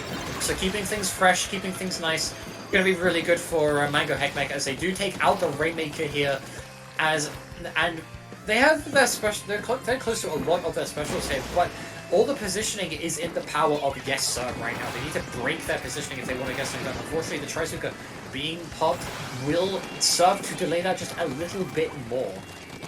But sadly, they're not able to get any picks with that pop, and are still trying to find their way back in. But it is still. Well, the death of that roller there might make it that much easier for yessir to actually get a push going. Whittle here is just waiting to see if they can take someone out, and they do, and that is 2 down on the side of yessir, which means that push is not going to be easy. But Typhlo is able to take out Witty there, and kind of, I was going to say slow down the push, and then they just got there. Yeah, that seems to be the trend. Every time that things seem to accelerate in yessir's direction, Mango Headback just answers back with enough power to just completely slow whatever acceleration they were having. As this game passes the 3-minute mark here, with Rainmaker Carrier is the one that was closest to the special, unfortunately getting taken out by that blue bomb. The Rainmaker also being popped there just to enable yessir to get a couple of extra picks here and get some extra control. This is Est alone on the top side right now, able to get the pick onto Typho and then jump out. Some beautiful play there, ensuring that they stay alive and preserving that Trizuka for the defense. As they try to look for a pick here, unfortunately not even really needing to find it, as their teammates just kind of run at the Rainmaker from the other direction and manage to pick it off. But we do see Reyes on this right hand side, just they're closer to a crackdown here, but they need to find a little bit more value before they can pop it. Unfortunately, that value will instead be picked up by the roller in the form of a pick onto Reyes, and they do get the bubbler as the minute mark passes. Yes, indeed. It does seem like the roller did have to use their special there to stay alive, but was not able to find a pick with it. I will say, yet again, the pushes we've been seeing so far, none of them can be comfortable. A 52 is not normally a winning push, but with only 30 seconds and overtime left, it could be. It very well could be. Yessir haven't pushed past 98, but with 1 down on each side, they just need to find a couple more picks there, and then they can actually start putting that to work. But it doesn't seem like that's going to happen, at least not yet. It's not yet, but Woody on this bottom right hand side gets the pick on Stylo. It's 3 down on the side of yessir. There's only 1 left alive. That's a wipeout. With that, your winners for Ink Anarchy 2 will be Mango Heckmeck. Oh my goodness! I was not expecting that. That just shows all it takes is some picks, and then the other team can't push. There's no one to push. They don't get overtime, and that will be the end of the tournament. Oh my goodness! What a game! Oh. Yeah, yessir just could not yet again find their footing. They didn't get the chance to push past 98 there. That was incredible from Mango Heckmeck, as they were just able to shut down each and every attempt before it could get any kind of steam and start moving. No momentum whatsoever. Yeah. What a game. Mango Heckmeck able to more efficiently use their resources at the end just to try and get a push going. They got it to 52, which, you know, isn't the furthest push in the world, but it was more than enough if they just trusted their defense, and trusted their defense they did. It's like I wanted to point out this like a lot throughout this set was just the little moments, little interactions between the members of Mango Heckmeck showing that each member had complete trust in one another, and that trust managed to hold firm and hold through all 5 games of that grand finals and all 4 games of this bracket reset as well. That, if I'm not sure if they ever want to become a team, but if they do want to become a team, that's a damn good blueprint for one right there. Being able to fully trust your teammates like that and carry, not only that, but carry each other to victory in quite such a manner like this is, it's team material. That's all I'm gonna say. It's team material. Yep. You don't tend to see that from those kind of pickups, but also when you do, it's quite the encouragement, let's just say, that they seem to work very well together. Clearly, can really put each other's strengths at the forefront and work well. Between all of the members of the team. So what a set, what a tournament, and what an upset, especially. They had an uphill battle, but they fought their whole way to the top there from Mango Heckmeck. Well done. Well done to both teams. yessir especially was doing some work there, but just not quite enough. Not quite able to stop Mango Heckmeck from winning. Oh my goodness. But yes. Mango Heckmeck being put down all the way into losers round 3. They've had to go all the way from losers round 3 to this grand finals to reset the grand finals, and to not only reset the finals but to win that bracket reset. That is rare in this game. That is in any game. It's incredibly rare to come back like that from being eliminated in a relatively early, from being put into a relatively early round of losers. But they've managed to pull it off today, and that in itself is an absolutely amazing feat. yessir have a lot of things to be proud of as well, managing to defeat the first seed of the tournament 3-0 as well. That first seed being a pickup comprising of +2 members and people who are suggested to +2 this month. We'll find out whether they get in or whether they don't get in on Monday. But for now, your Ink Anarchy champions are Mango Heckmeck. Oh, what a tournament. That was so much fun. Thank you to everyone who took part, because these tournaments wouldn't happen without the players.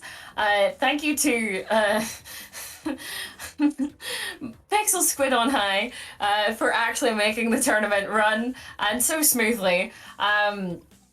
This also, of course, would not be possible without you, Pixel. Thank you so much for running the stream, for TOing the whole way through, for making everything work. It's really, I bet I'm speaking for all the players as well. It's really appreciated. So thank you so much for that. But I do believe, I don't think we have anything else to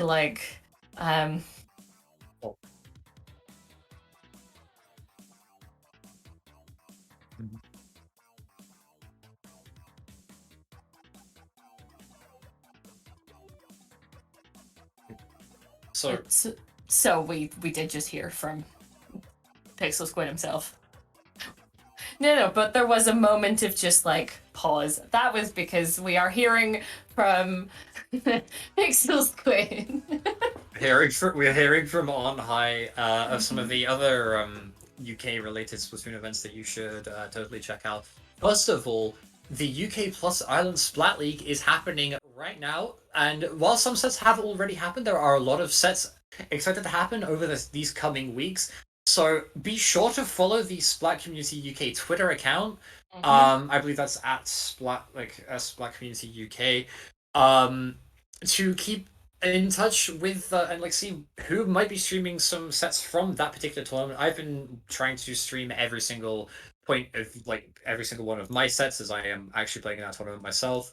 But also I have been casting as well. I was casting the other day actually, casting a set between I don't remember the team name, but I remember it's the Irish translation for "Don't 52 Gal."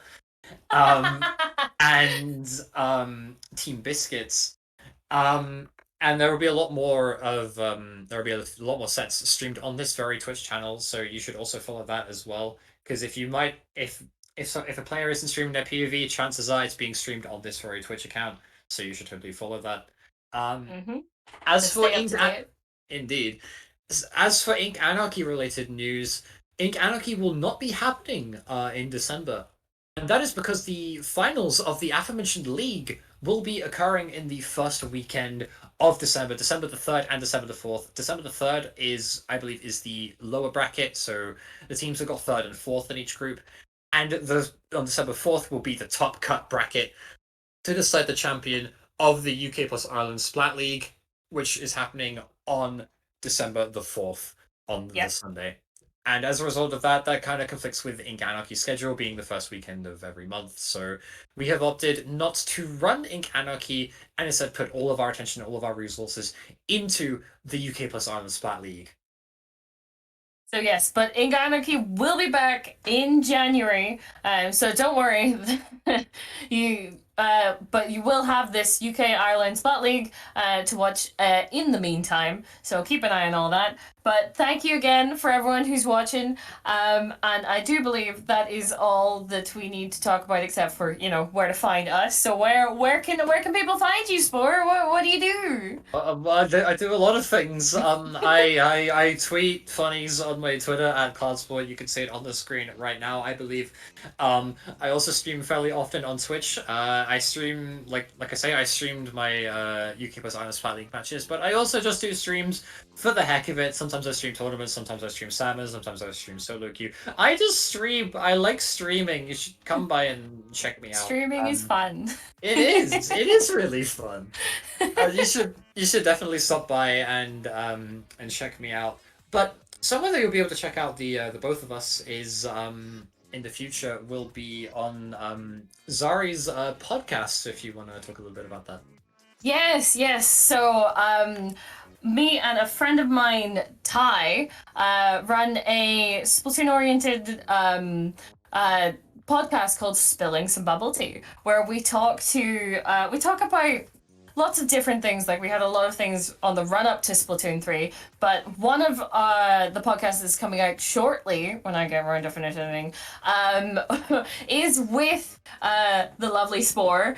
We're talking about a Splatoon 3 competitive and what it's looking at from this early viewpoint we have. There's a lot of talk about machines, don't worry, and missiles. And we did run a survey for that podcast with a lot of Splatoon, some veterans and some competitive players.